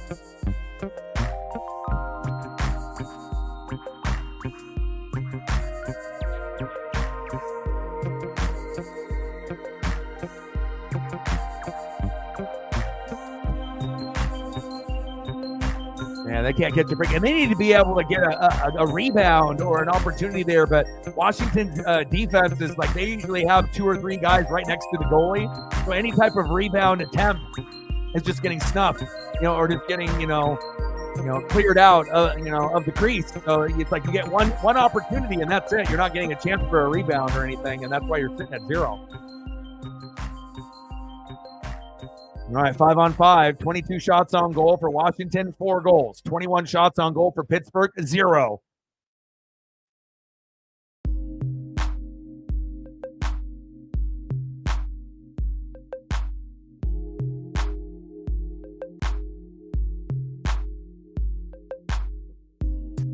Less than 7 minutes to go in the second period. 43 shots combined for the Caps and the Penguins.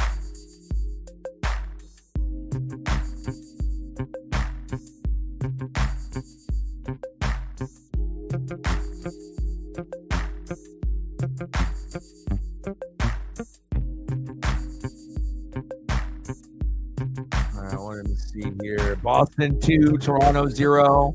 Calgary 4, Tampa Bay 2. How in the world? How the hell does Calgary have 4 goals on the road on Kucherov? What the fuck is going on there? I got to take a look at your box score for your matchup here. I got to take a quick look at the Devils here and the Blues. What the hell is going on here?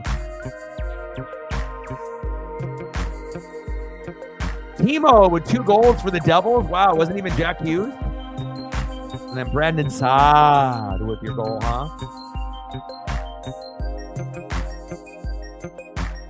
You got no injuries out there. And then obviously Toffoli is out, like you mentioned on the trade block, it sounds like. Uh-oh, Devils, another goal, 3-1. Did Timo just get a hat trick on you guys? Wow, Timo with the hat trick for the Devils. If Odin would have been able to come through on the stream, then we probably would have considered, doing that one too. It would have been a little bit closer. I mean, obviously, if I had ESP and I knew this game was going to be a blowout like this, then yeah. But one more goal, then the Devils are starting to blow out your Blues. Wow, Timo with the fucking hat trick. We've been seeing hat tricks a little bit more frequently now in the last couple days. Had one last night, have another one today. Okay. That's bad, too, when you know it's not even Jack Hughes and Toffoli isn't fucking playing at all. That's tough. How the hell has Timo got fucking 3? Unbelievable. Yeah, well, like I said, every once in a while, a bad team can beat a really good team. You have to look on who's in net, injuries. And especially, if you can get off to a fast start, sometimes that's all you need.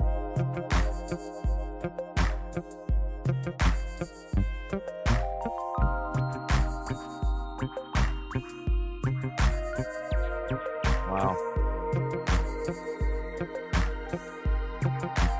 We got Vancouver Canucks and Vegas Golden Knights coming up in an hour and a half. That'll be one to keep kind of an eye on.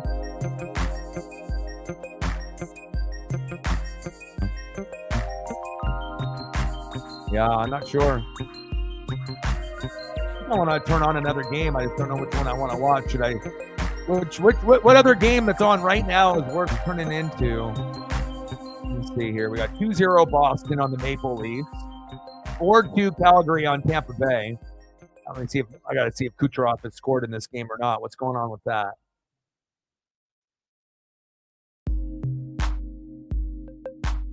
Kucherov, what's going on, bro?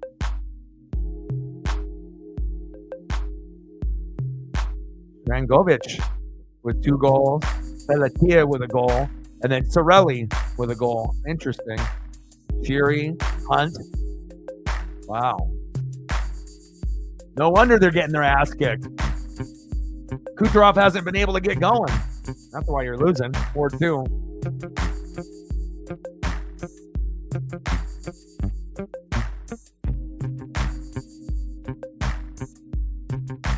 How the hell?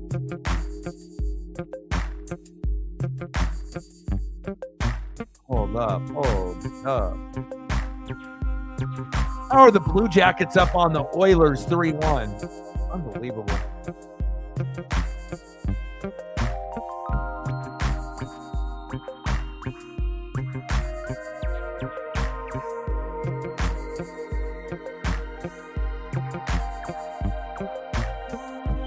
I'm just looking at some stats. I'm looking at some of the other games here. All right, we're back in action now. I try to multitask the most that I can, checking up on all the scores.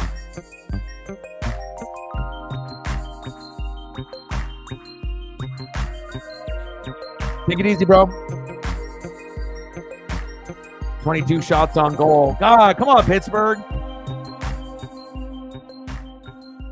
I mean, at least get 2 goals, so at least it's like respectable. And Washington is pacing for 6. I mean, imagine being a Penguin fan and fucking spending $500 to watch this game, to watch Ovechkin and to watch Sid the Kid, and to get fucking spanked 4-0. And it's not even over. Someone stop the bleeding.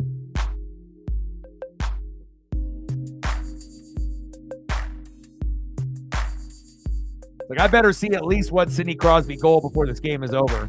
I got the Ovechkin one, but I saw that. All my Bronco buddies and one of my best friends, Justin, Duffel Bag Boys, the guy that I'm going with him to the Blazer game on Saturday.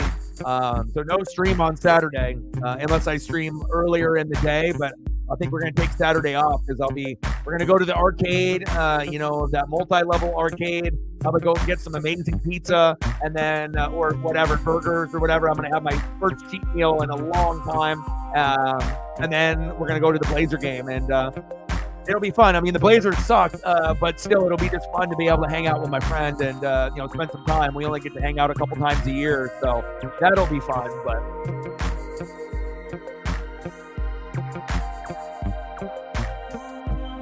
But we'll probably try to beat a video game or two at the arcade, whether it's like Ninja Turtles or whatever games that we get into. Super fun arcade. Ground control with a K. Multi-levels, and you can drink beer there. And even though I don't, do a whole lot of drinking anymore, I'll probably end up having a beer or two while we play. They have even another goal. Wow. Marashchenko, unbelievable. 5-0 Caps. What the hell is going on here? Unbelievable. Ivan Marashchenko. Jesus Christ. 5-0? I did not anticipate this ass whooping.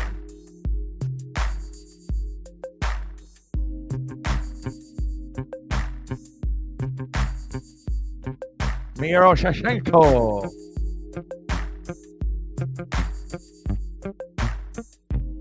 Ivan said, let me get in on this. Man, Penguins fans are going to be in depression mode. Pat McAfee is going to have to switch teams.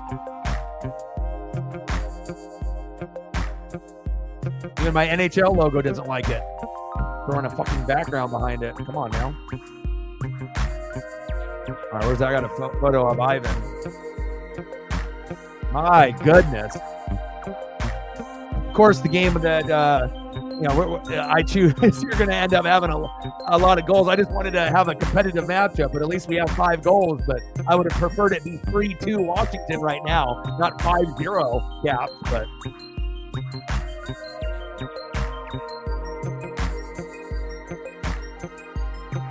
yeah, definitely tough, but everything is a rebuild. And again, it all depends on if you're, over the cap or under the cap, how much money you have to spend. And they dug themselves in a big fucking hole with that Russell Wilson situation and Nathaniel Hackett. So now, unfortunately, some of the really good pieces that the Bronco fans love dearly, and a lot of us love, on the Broncos, even though we're not Bronco fans, guys like PS2 and Sertan, and those guys, unfortunate when you have some guys that end up getting let go, like Justin Simmons, and Simmons can still play. It's just the money. So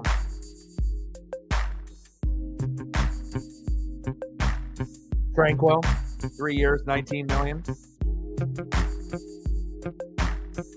Yeah, definitely tough. That my buddy Justin said that's his favorite player, or was his favorite player. Oh, they're scrapping. They're fighting. Oh, helmet is off. Let them fight. Let them fight. I mean, Pittsburgh's already pissed. They're down 5-0. Just let them punch each other in the eye. Just sock them in the eye socket, in the jaw. Let me see some teeth fly out. I mean, whatever's going to get them a goal or two in this matchup. Unbelievable. 5 goals, 5 different players. Tom Wilson, Alex Ovechkin, Nick Jensen, Hendrix Lapierre, and Ivan Marashchenko. Kind of sounds like a Kraken game. Yeah, PS2 is the last one. But again, if you guys weren't fucked, with the money and the whole Russell Wilson thing, then maybe he's still there. You know what I mean? But again, it's just something that you're going to have to understand, and then hopefully you can get Bo Nix so that way that at least you can be happy. And again, my buddy is a Blazer fan like me, Duck fan like me, Mariner fan like me, but I'm Bucks and he's Broncos. And so if you guys end up getting Bo Nix, not only are you going to be ecstatic, he's going to be ecstatic as well. So trade you away too? No, I need you on my squad, bro. No trades. No trade clause.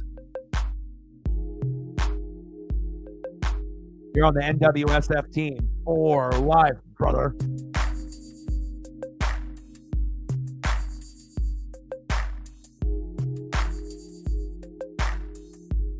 Wasn't that the same thing? They're the same thing.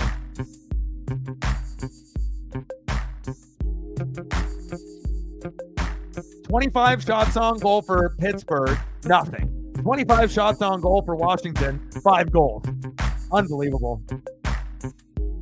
8 shots in the power play, 0 for 2. Pittsburgh looks like shit. Yeah, you're on the no trade clause. You're on the NWSF squad for life, baby. I need smart people that know football on the channel. You know, I need people like that.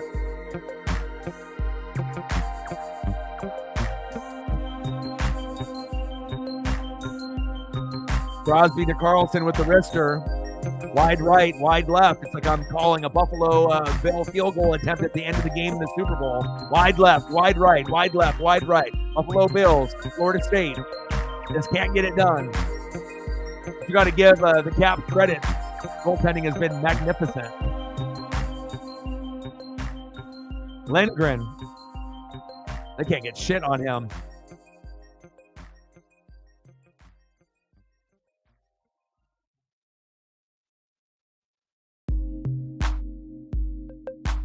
You're on a max deal, bro. You locked in.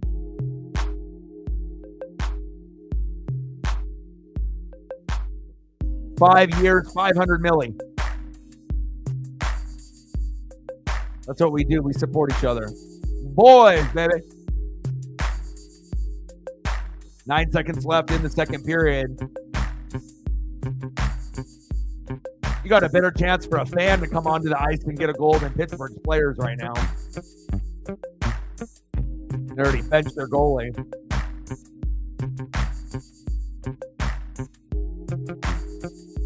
Wow, even off the rebound, Pittsburgh can't do it. Just start fighting. Just start punching. You know, punch the air, punch the ref, punch something. Penguins are like, fuck, it's for dinner. Get the fuck out of here. Supermax. Honesty, loyalty, respect. I mean, these are the things, you know. Fake people, you know, don't even surprise me anymore. Loyal people do. You know, loyalty definitely runs deep on this channel. And, you know, the fakes out there, they're everywhere. All kinds of fakes. Loyal people, those are the ones that are far and few between. But we got some. End of the second period, 5-0 Caps. Let's get those likes up. Let's get to 10, and then once we get to 10, let's try to get to 15.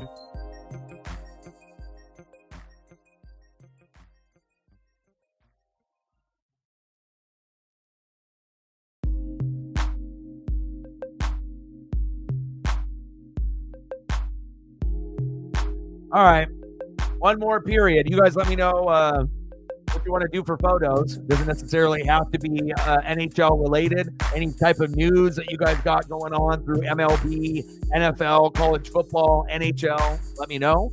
And I don't know, maybe I'll just start throwing up some food. You know, I know Megan decided to take off, and we know that you know, anytime you have someone that's like vegan or whatnot, you know, when I do a lot of the food. So let's do food. I don't know how much longer we're gonna stay after the stream. I mean, the game is already a blowout. So once the game is over, you know, here in about 45 minutes, we're probably just gonna call it a day, right? And then unless we end up getting some more people to come in the room and we hit a dono train, and then maybe we'll extend the stream a little bit longer. But we'll be doing the Winnipeg Jets and the Seattle Kraken at 7 p.m. Pacific tomorrow night. So let's do some food here. Because, I mean, we can look at, you know, wrestlers and baseball players, hockey players anytime.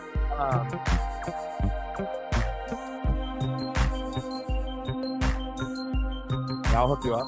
I'll throw a Pittman Jr. up, and I'm going to throw some food up.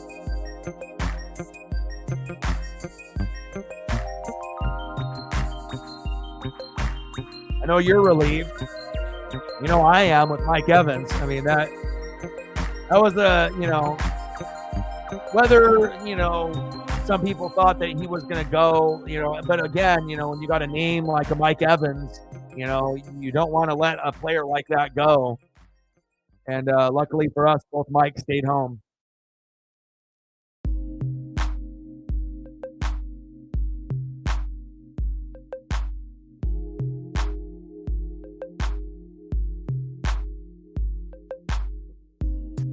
All right, what do we want to do? Hawaiian food, Mexican food? What do we want to do for food here?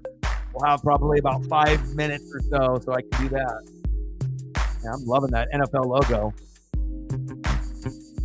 So fresh and so clean, baby.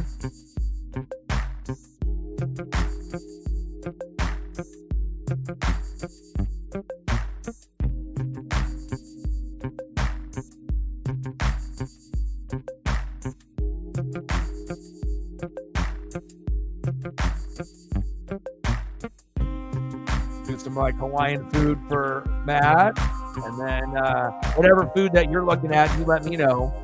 You want Mexican, you want breakfast, you want pizza, whatever you want. The NHL one, goddamn white background in there, it's like glitching.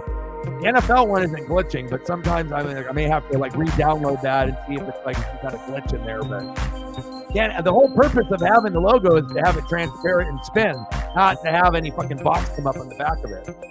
Come on! Get some food up here. Can't say no to food.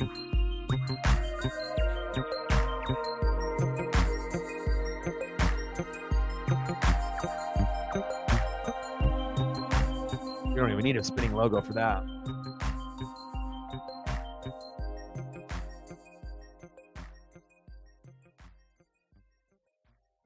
Fucking getting hungry looking at this stuff. 5-0 Caps. Game is over. It's been over since the first period. Did not anticipate it being such a one-sided, matchup, but it is what it is. But at least I got to see Obi score, and that was the whole point, and it doesn't look like we're going to get a Sidney Crosby goal, but you never know. Maybe we'll get a cheap one here at the end.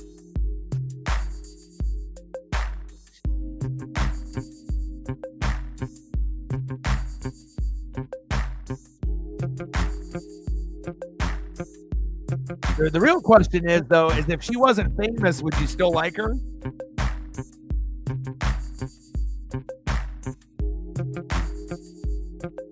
Because I feel like a lot of people, maybe not necessarily you, but I think a lot of people, end up getting kind of brainwashed. The more that they end up seeing a thing, then it ends up being, on your brain more when you see it everywhere. And I don't think she's terrible, you know what I mean? But I definitely think that there's other females that are better as far as like singing and like performing in concert. But again, when you are kind of the face, the most popular woman singer, then of course, you're going to have fans of all kinds.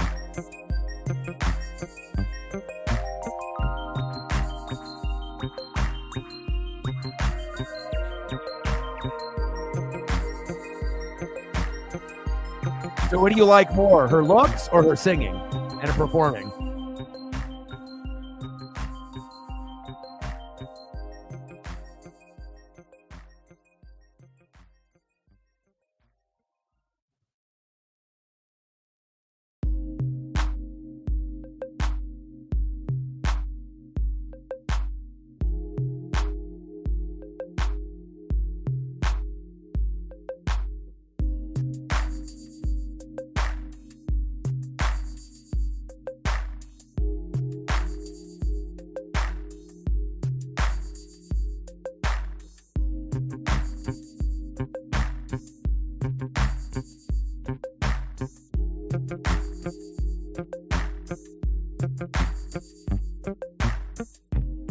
You said some of her music, so it's how she looks. It's not actually her music. It's what she looks like. You're attracted to her looks.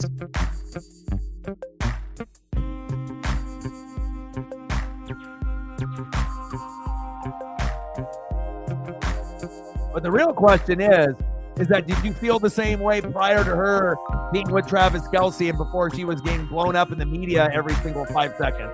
Did you still feel the same way back then, years ago? Or is this something that has happened recently within the last year?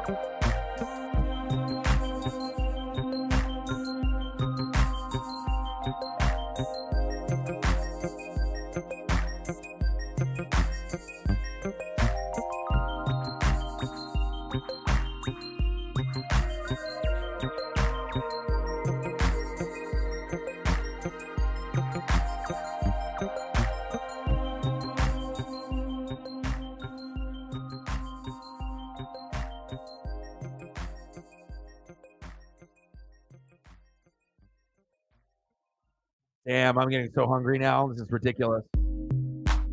Man, I am jealous, bro, with you living in Hawaii, just eating your amazing food. But it's probably good I don't live in Hawaii, because if I did, I'd probably be like 500 pounds. Probably just explode with so much food options.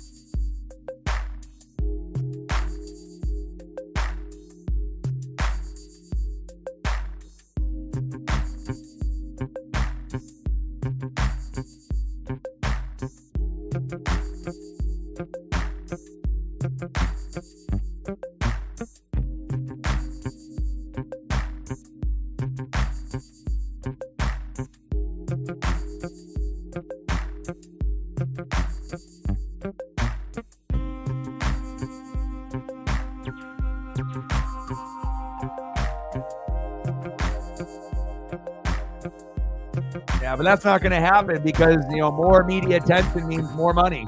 That's ultimately what it comes down to. More money, more money, more money. More timelines, more news. Some people will love it. Some people will be annoyed by it. You know what I mean? But it's like you're the number one female, as far as right now. So, live your best life and, make that money.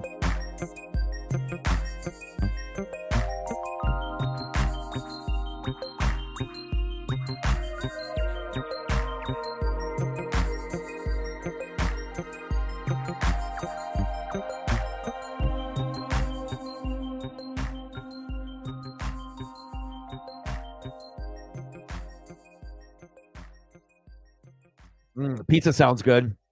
Like I said, I only had like one cheat meal in like 8 months when I ended up getting that pizza that I had when I was a kid. The King Arthur special at the Round Table here in Oregon, which is like my favorite when I was a kid, and the place is still in business and it's amazing. It's such a good pizza. Hell, I bought a small that got delivered and I paid fucking $32 for like, 6 pieces or 8 pieces? It was ridiculous, but even though I had to pay $32, including the delivery and the tip, was it worth it? It was.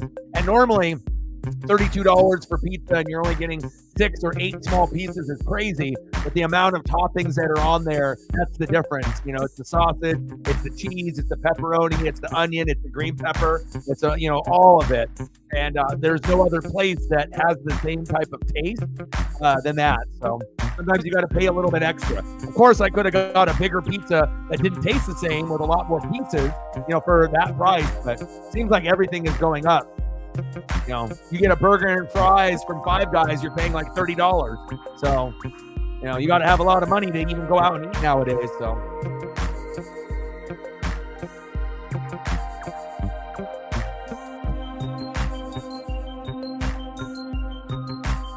yeah, I'm finding some good photos here. I'm digging for you, bro. And I know you would rather have Taylor, but not everyone is going to have the same type of appreciation for her than you. So, but I'll still throw up a little for you because you're my boy.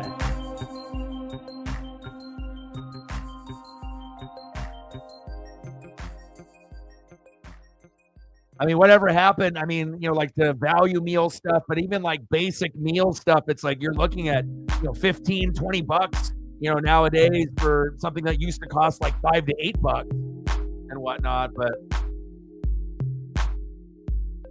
again, like my stomach is shrank. I'm exercising a shitload, and my diet has changed. A lot of times I'm eating like vegetables, but I'm not eating them like cold, like salad.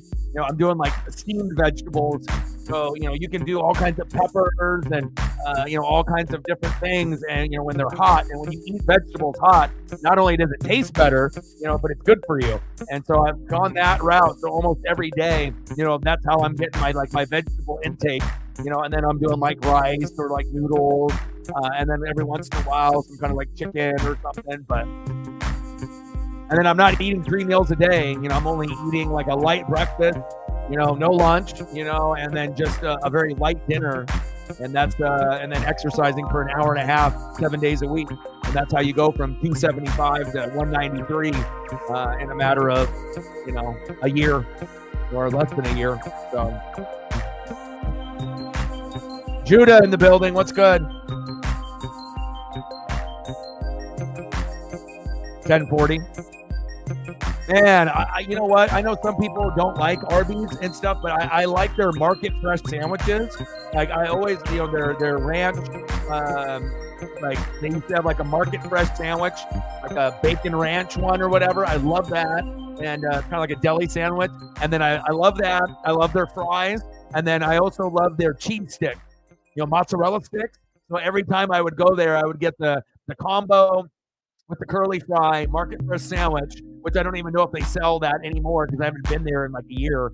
And then the fucking mozzarella sticks are to die for. They're fucking good. You can do marinara or no marinara, but that's usually what I was going for. Brussels sprouts. Nice. Nice. Hey, it's at ESP. Yeah, I like Brussels sprouts, asparagus, like you just, any type of like steamed vegetable, and at first when I was on that kind of like, plan, I was like, man, I want to be able to eat my tacos and stuff, but I've kind of taken a lot of the meat out of the diet and whatnot, and when you're not eating like ground beef all the time and eating the meats, because that's usually what gains weight for you and whatnot, so the only thing I usually get into is like a little bit of chicken stuff, here and there, but most of the time it's going to be like steamed vegetables, rice or noodles, and then something else, for like protein or whatever. But, it's definitely pretty light, and I never eat until I can't move anymore. I'm only eating until I'm full, and then that's it.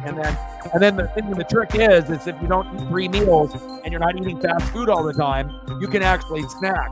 So like my cheat meal stuff is usually like, like gourmet cookie stuff, or chips, what I mean? So that I can, snack on chips here and there and stuff like that. And then you don't really gain weight eating that stuff. No, yeah, all of them stopped probably watching the game quite a while ago. So.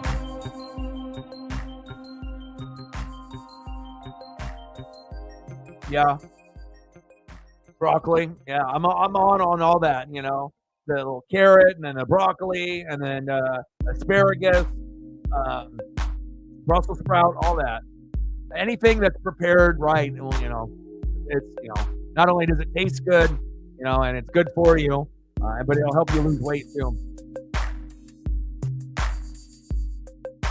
Yeah, and like a lot of times with like the fam, they'll go, if not every day, but they're always looking, like everything gets handpicked, and stuff. So it's like I know I'm going to be getting the best stuff, that's out for this particular day. So 2 servings, only $1. Wow, that is 5-0 Caps. I did this because of Ovechkin and Crosby, even though I know Sid the Kid is kind of a shell of himself. He's not really the same player as he was. Ovi is still good for a goal or 2 almost every game, it seems like. Boston 4, Toronto 1. Your Bruins kicking ass, taking names, I see.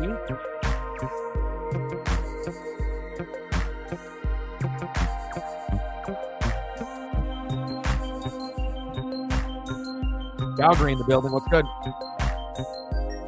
Calgary up 4-2. I mean, if you can minimize Kucherov, that's how you win. Yeah. We're going to get started here in the third period. And hopefully for Pittsburgh's sake and Pat McAfee's sake and everyone that's a Pittsburgh Penguin fan's sake that they can get at least one for pride. But, I mean, they already had to bench their goalie. Sidney Crosby hasn't really did anything tonight. It's like, if anything, he's trying to set people up for like assists, but he has to realize, dude, you're getting rocked out there, and you're going to have to go on the offensive like you did when you were early in your career. You just can't just sit back and wait for anyone else to start scoring for you. You're going to have to be the one that gets the bleeding to stop to start the momentum to go in Pittsburgh's favor. So we'll see if we end up getting a shutout here or not. But Washington is pacing for 8 goals, so we'll see if they end up getting a couple more, here in this third period.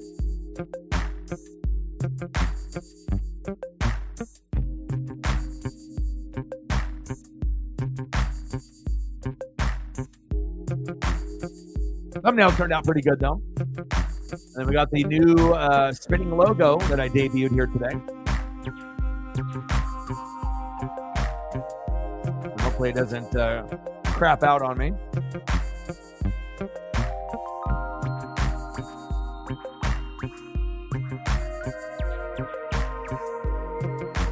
Yeah, well, they're both 5th and 6th place, so it's not like these teams are great. Kraken are kind of sitting in that same, record, sitting there around 5th, 6th place and whatnot. But I feel I trust Washington slightly more, but I mean, our records are pretty identical. 28, 23, and 9 for the Cap, 28, 24, and 8 for Pittsburgh. But again, it's like, what superstar do I trust more? Do I trust Ovi more or Sidney Crosby more? And it's Ovi by a billion. So it's like you haven't been able to see Sidney Crosby really be the player that he was. It seems like he's kind of a shell of himself. Every once in a while, he'll end up having a game. But, just about a week and a half ago, in a 4 or 5 game stretch, Ovi had 8 goals. There was a game where I saw he had 2, and then the next game he had 2. So, Ovi is still playing on a very, very high level. But with Crosby, it seems like, for him to have that high level game, it's like 1 every 5 to 10 games, he has like a really good game. But with Ovi, it's like, 1 out of every 2 games, or, it's like every game he's involved. He's either getting an assist or, he's going to get a goal or 2 or 3. So.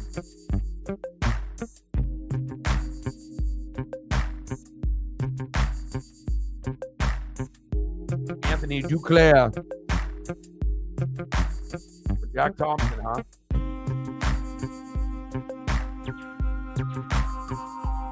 All right, here we go. 3rd period.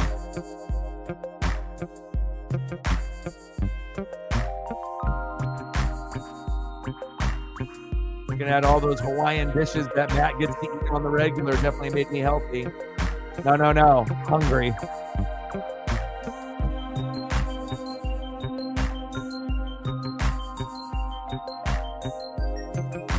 Wow, Caps.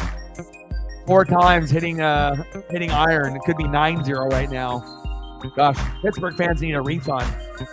Can you imagine paying $500, $600 for this game and seeing Pittsburgh put up this kind of effort? I'd be pissed. Like, imagine going to a Penguins game for the first time in your life, right? You've been saving up for a year to go to this game, and then this is the result that you get, 5-0 to see Ovechkin and Crosby play in a game together.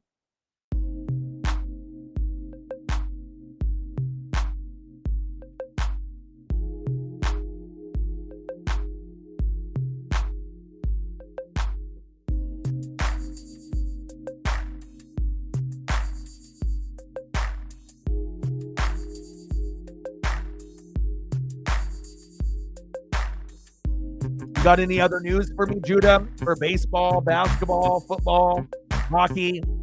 Anything that you've seen or read today?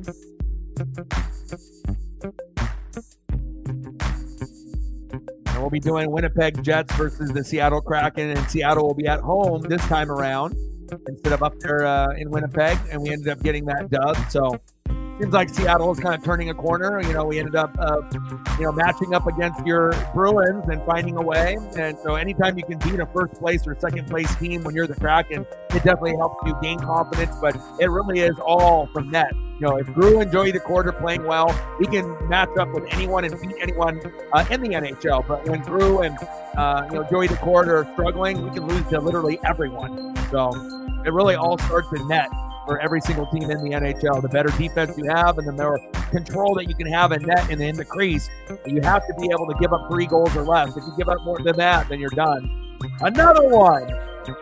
6-0 Caps. This is embarrassing. Well, at least we're getting goals. I would have preferred a 3-3 game right now, but wow. 6 goals, 6 different players. What is this, a Kraken game? Sonny Milano, wow. Unbelievable.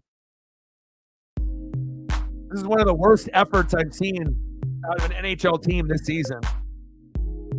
But I still have hope that Crosby will get a goal before it's over.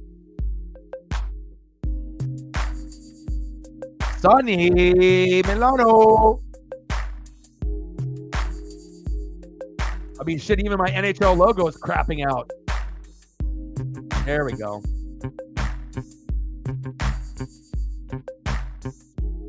This might be the biggest blowout we've done all year.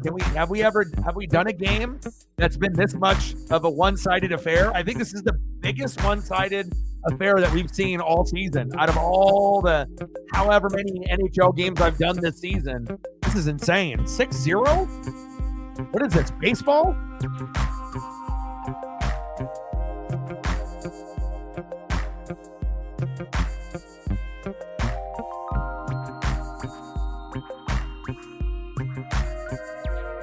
Midnight is back. He said, hey, I gotta get back in this stream. They just scored again and again and again. 6 goals, six different players. I mean, at this point, I don't know if Pittsburgh is even going to get a goal. I mean, they got 30 shots on goal, and none of them have really been that quality. But again, you've gotten great defense in net, tonight from the Caps. Lindgren has been insane. I mean, Lindgren looks like Patrick Waugh out there, or Martin Brodeur. No, and I don't know. We might get a shutout tonight. I mean, normally when you get a shutout, it's like 2-0. You get the shutout, or 3-0. You don't get shutouts when it's 6-0. And the thing is the Caps aren't slowing down. Hell, they might end up getting another goal or two.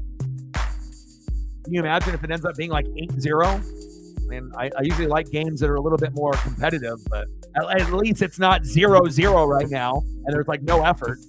I would have been pissed sitting here fucking for 3 periods at a 0-0 game, so I guess we have to take what we can get, right?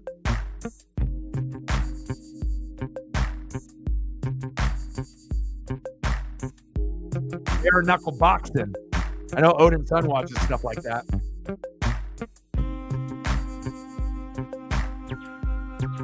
And we got what? Mike Tyson versus Jake Paul. Is it Jake Paul? Jake Paul and Mike Tyson on Netflix for free.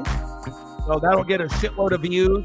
And obviously that'll be things to come when Raw goes to Netflix in January. So that'll be in the summer. Do I give a shit about Jake Paul or Mike Tyson? Not really, but will I watch that fight? Yeah, I will. No.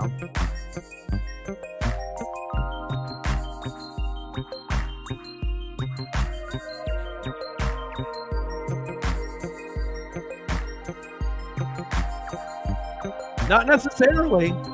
You got to think, Mike Tyson's been training, and, he's still pretty fast, but again, what if he ends up throwing the fight? You know what I mean? Like, what happens if, they're in cahoots and then Tyson goes down, and Paul hits him with one and he just falls and just doesn't get up, even though he can get up. It makes you kind of wonder sometimes with boxing. That's why, people want to say, wrestling's fake.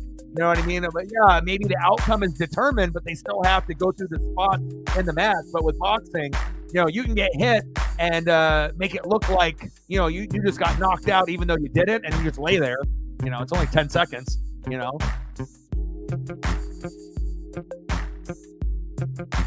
And then depending on how that matchup ends, if they do a rematch, then there's more money, or if they do a third, then there's more money, so.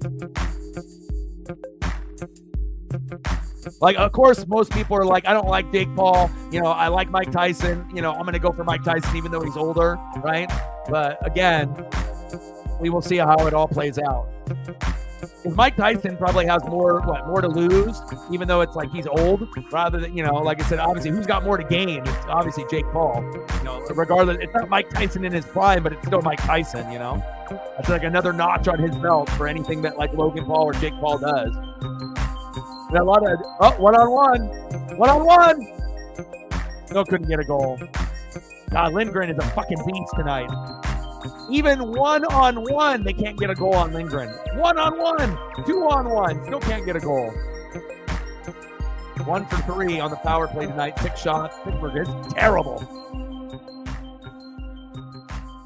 Oh, thank you. I appreciate that.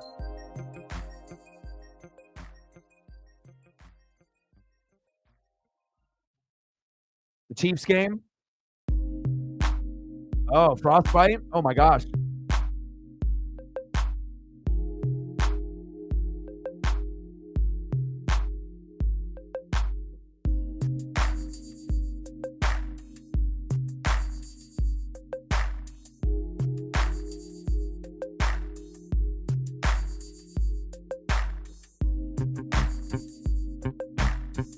What was Tyson's last fight against the other old fighter? I watched that fight. I'm trying to remember who it was. Who did he fight in that fight? It wasn't Floyd Mayweather. Who did Mike Tyson fight like a couple years ago? You know, even though he's like retired and he's old, but then they ended up doing a fight, and then it was just kind of like for fun, and it ended up being like a draw, you know, or whatever. Who did he fight in that fight? Does anybody remember? Someone has to look that up. I'm trying to remember who it was.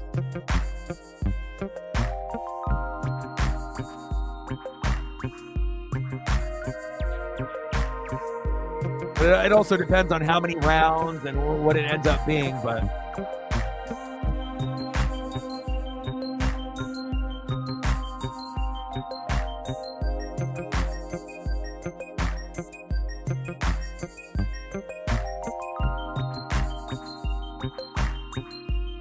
and it's not like Logan Paul, you know, isn't a good wrestler, and it's not like Jake Paul doesn't have power.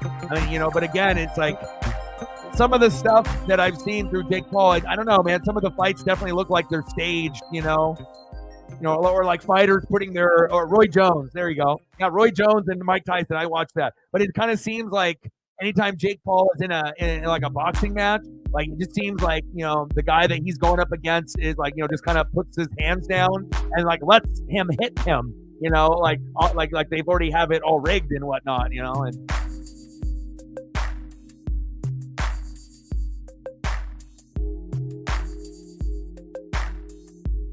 Roy Jones. Well, we got a close one here tonight. 6-0 Caps, huh? Maybe I should have chose a different stream to do, but looks like there's quite a few blowouts. If I would have done Boston, Toronto, look at Judah's Bruins 4-1 blowout. Oh, if I wanted to do Kucherov, I've been saying I wanted to do a Lightning game, and then if I ended up doing that, they're getting their ass kicked. Kucherov isn't doing shit, and Calgary's beating them 5-2. Then you got Flyers and Florida. They're knotted up at 1. You got the Devils and Blues 3-1 with a hat trick for the Devils. Carolina 2, Montreal 1. But most of the matchups are not really that close tonight.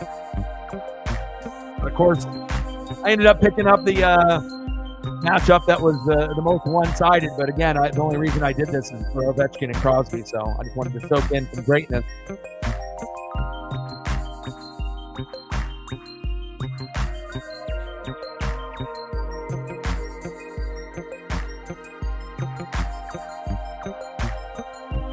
Yeah, Tyson has been training quite a bit in the last couple years, you know, even if it's just like for fun, for him to keep in shape.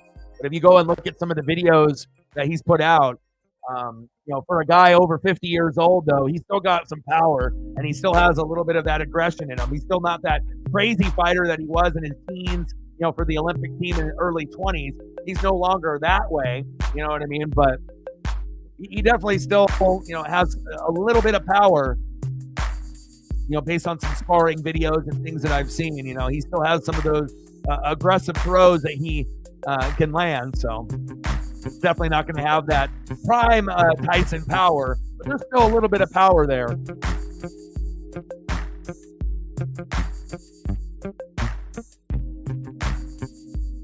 Yeah, but anybody can knock out anybody if you get hit in the right spot. I mean, I don't care if you're 57 and another guy's 27. If you get hit in the jaw or the temple and the right spot, you're going down. You know, you get knocked out. I mean, as long as you have hands and you have arms and you end up connecting, anybody can knock out anybody. If you get, you know, if you don't defend yourself properly and you get hit in that right spot, you're going down. Your lights are out. I mean, that's just how it goes. You know. So the age part, I see what you're saying, but. You know, we'll see. I don't think it's really going to be a real fight anyways. And I mean, how long are they going to fight for? 3 rounds? Like, what, 3 rounds for 5 minutes? I mean, it's not going to be like a 9-round fight, I would assume. I don't think that Tyson would probably be able to go 9 rounds.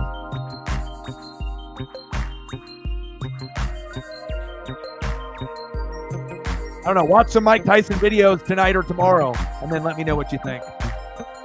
Like recent ones, if you can find them. I've seen some of his sparring and some stuff, and I mean, you know, when Mike, you know, obviously this is for money, you know, and it's not like his legacy is going to be damaged if he gets knocked out and whatnot, but I would assume in this fight, it's going to be the same exact thing that we're going to get out of the Roy Jones fight, where it'll be probably like 5 minutes per round, 3 rounds, something like that, and none of them are going to get knocked down. You won't see Jake Paul get knocked down. Tyson won't get knocked down. Lots of jabs, lots of hugs. You know what I mean? There'll be a few uppercuts thrown, but probably not any landed. It'll probably be one of those. At least that's what I would predict.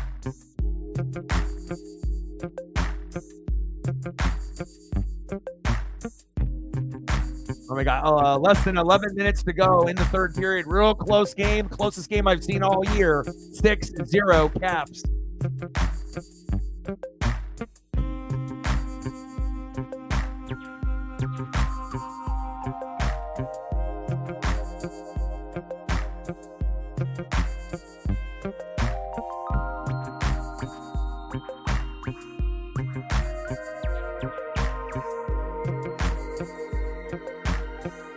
Two shots on goal for the Penguins with nothing.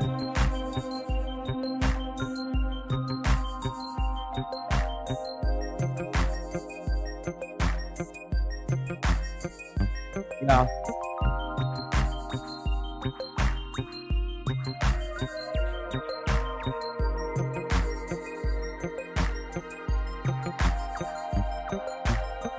Did you watch Judah, the Roy Jones, Mike Tyson fight? Did you end up watching that back in the day? Nice save.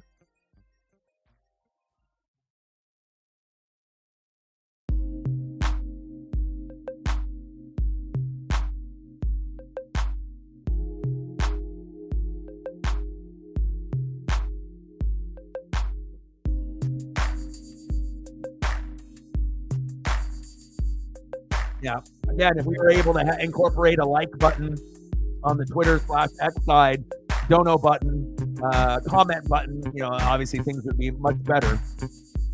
Numbers would be higher, but at least we'll be able to take, the numbers. So like moving forward, our numbers for streams are going to be much, much higher. 30, 50, 100, 150, 200, 300. And we're going to be able, if everything is integrated properly, moving forward, all the numbers should be higher, and that will hopefully lead to more subs for us.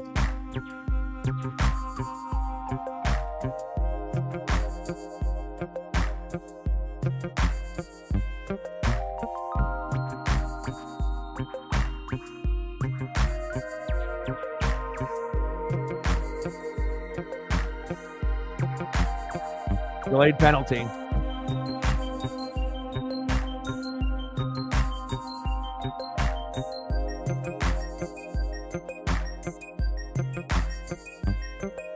Also, another thing that, maybe Jake Paul can punch harder, but who can take a punch? Tyson probably can take a lot more of the punches than people think, even though he's almost 60 years old. So.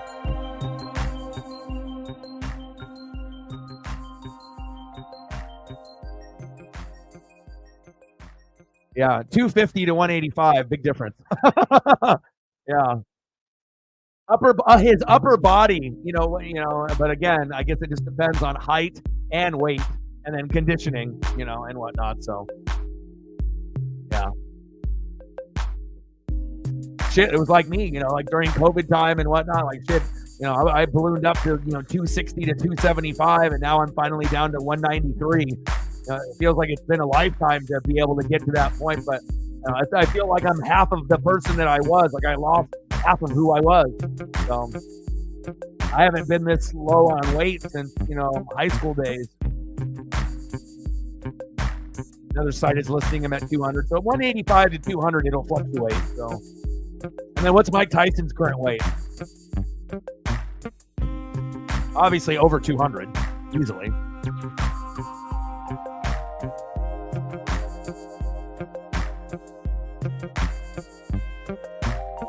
But Mike Tyson's probably the only guy above 50 that people would actually want to see, based off reputation and whatnot.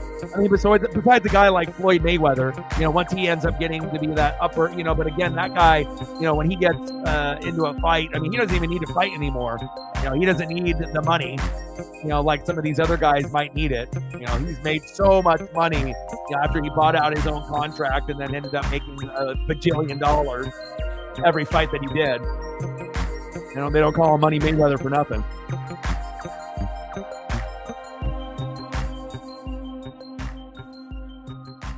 But sometimes, you know, we like to kind of relive the past and see people that we saw back when they were on their, you know, top level and see what they can do. But a lot of times, you know, they're going to be a shell of themselves. Like, you know, if Ronda Rousey went back to UFC, or you know, you ended up, you know, seeing someone that, you know, hasn't been doing it for a while come back, or Conor McGregor, you know, a fan favorite. You know, you're not going to get the same Conor McGregor that you got, you know, years ago. But still, you know, he's got that attitude and that persona and, you know, that swagger that, you know, will sell tickets and, you know, and people will want to see him, whether he wins or loses or gets knocked out or knocks someone out. 8 minutes to go. 6-0. Yeah.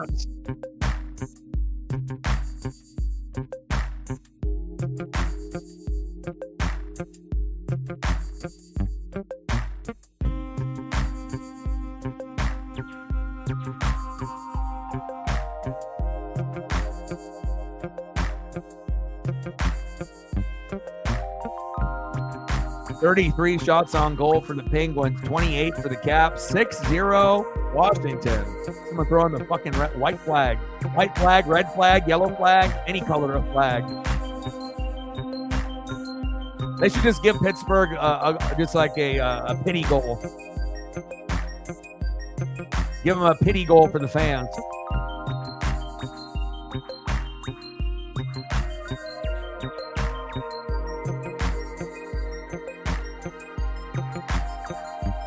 Tyson 220, Jones 210. I don't know. I like a little bit of everything. I like hip hop. I don't mind some rock and whatnot. I mean, it just kind of depends.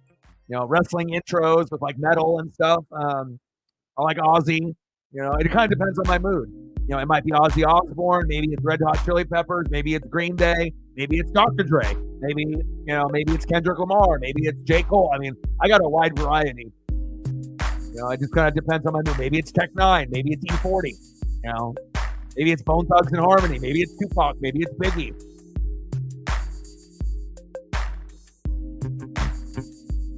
Maybe it's Black Sabbath. Maybe Aerosmith. Maybe Guns N' Roses. Maybe Metallica.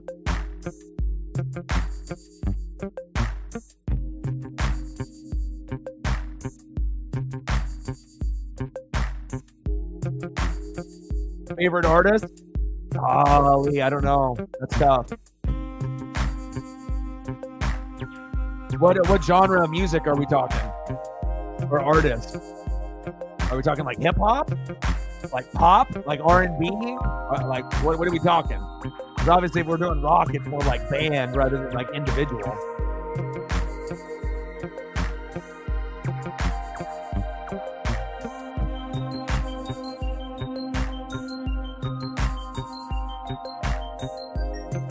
Country? I mean, I'm not going to go out of my way to listen to country and whatnot, but you know, I'm old school and OG, so I mean, all the stuff that, you know, was in like the 80s and the 90s, you know, I'm not really listening to a lot of the stuff that's out now. I mean, hell, you're getting all kinds of people, you know, exploring and getting into country now. You know, Lil Nas X, you know, Jelly Roll, Beyonce. So, I mean, any way that you can be able to make some money and dive into you know, a genre of music that normally you don't do, you know, you're getting people. But back when I was a kid, you know, it was like Alabama and, you know, George Strait and, you know, like kind of like the OGs and whatnot. Brooks and Dunn.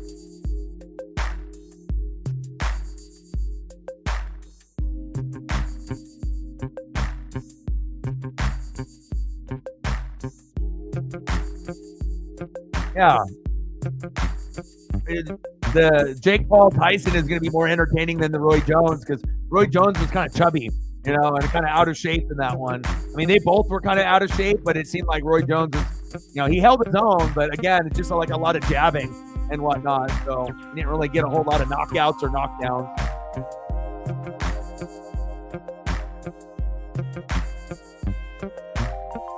So it's like, even though Jake Paul has the power, like I said, that's what I was telling you. Mike Tyson can take the punches probably better than anyone on planet Earth over 50. So it's like, even though Jake Paul could knock out younger guys, you know what I mean, that have weaker chins and weaker stomachs and body, but Tyson, even though he may not be the animal that he was back in the day, he's still Mike Tyson.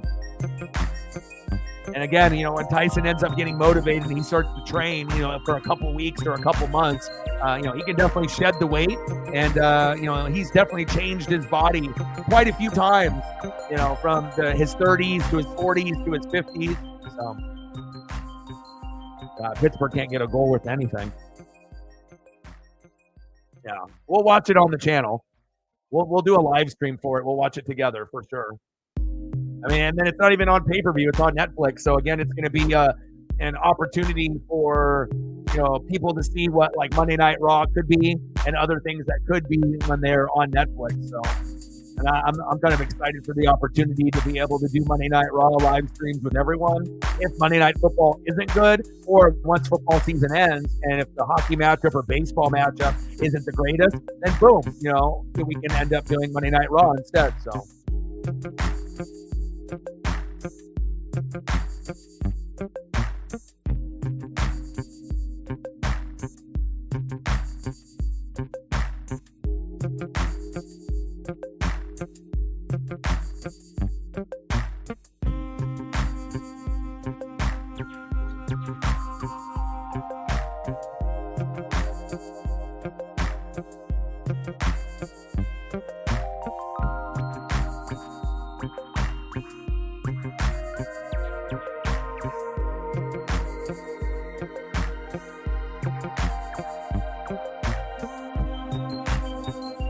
Yeah, I'm not really that much into country either. Like, if I'm going to go country or rock, I'm definitely rock and whatnot. I mean, if I'm going that route. But I would say hip-hop, is obviously my top. You know what I mean? But if I had to listen to one artist, like if I was on an island or whatever, and, it's like I only had one artist to listen to, it would be hard for me to go someone other than Ozzy. Ozzy, even though I like rap the best, I would probably go Ozzy probably.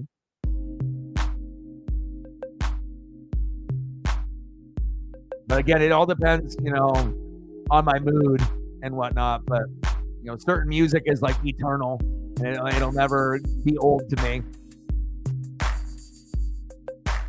Like, I could still listen to Dr. Dre, The Chronic. I could still listen to Tupac, All Eyes on Me, Biggie double album, Bone Thugs.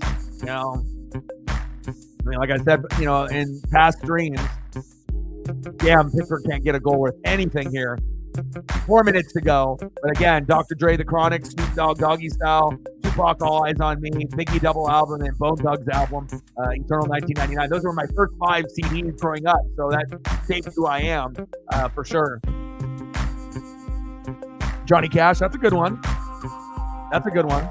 I mean, I think like a lot of the music that's put out now compared to the old school stuff, like if you go back and listen to Johnny Cash or Frank Sinatra or like the actual OGs that are actually super uber talented and they're goats and legends, it's like, if you listen to music from like the 60s, 70s, 80s, 90s, it's such a vibe compared to what we have now.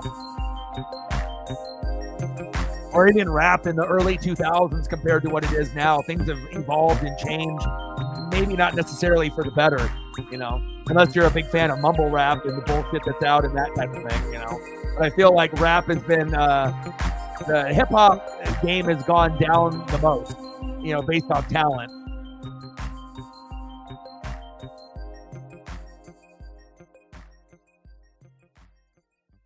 But I still like, E40.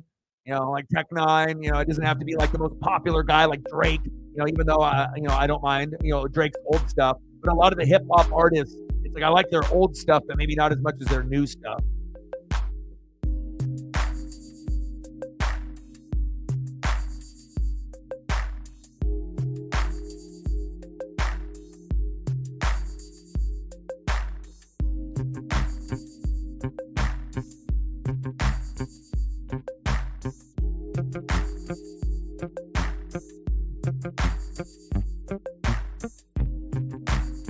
Yeah, I don't think it'll allow you to put it on the stream. You'd have to put it on like socials or whatever, do like Instagram.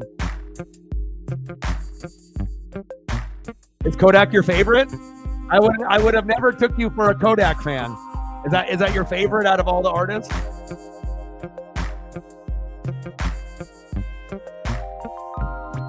I mean, it also depends if you're a beat guy or girl, or if you're a lyric person. If you like lyrics or if you like beats. You know, there's kind of two different people. I mean, obviously you can have a combination of the both, you know, but it's usually one or the other of the type of person you are. Are you more lyrics centered, you know, or is it more about bopping your head with the beat, like when you're listening to something, you know?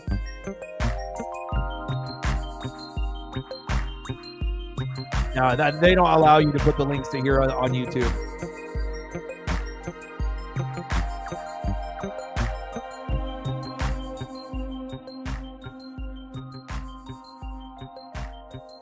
Man, we're going to get a fucking shutout, aren't we? 6-0. Penguins have a power play. This has been probably the most embarrassing performance I've seen out of the Penguins in a minute. But at least I got the Ovechkin goal, so yeah, send it to me on Instagram. I'll check it out.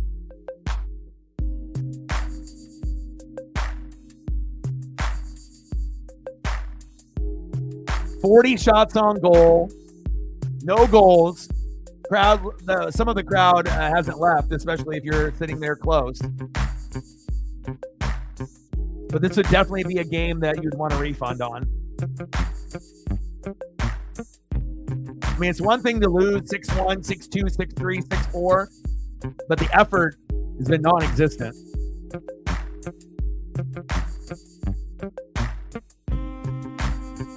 Ooh, you said rod wave. Okay, Matt Payton.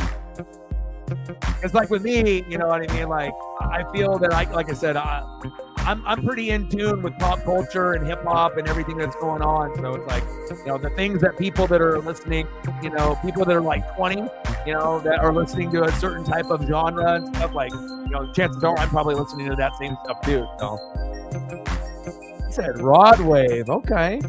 Kodak Black, Rod Wave, and Yachty. Are those your favorite three in that order?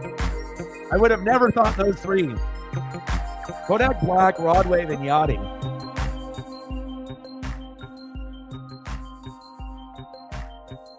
Less than a minute to go in this debacle.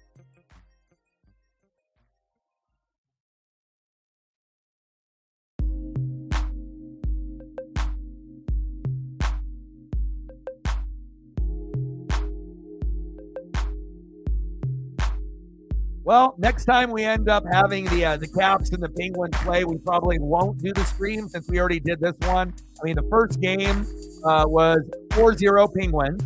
Second game was 4-3 Caps. And now this one is 6-0 Caps. And then they play one more time in April. So, you know, if this is the way that it's going to go, you know, we'll definitely go a different direction. But I had to get it at least once this season. And there it is with the shutout. Final score 6-0 Caps. Sidney Crosby, what happened? Wow. Well, at least the thumbnail turned out fire. Crosby, you let me down, brother. What happened?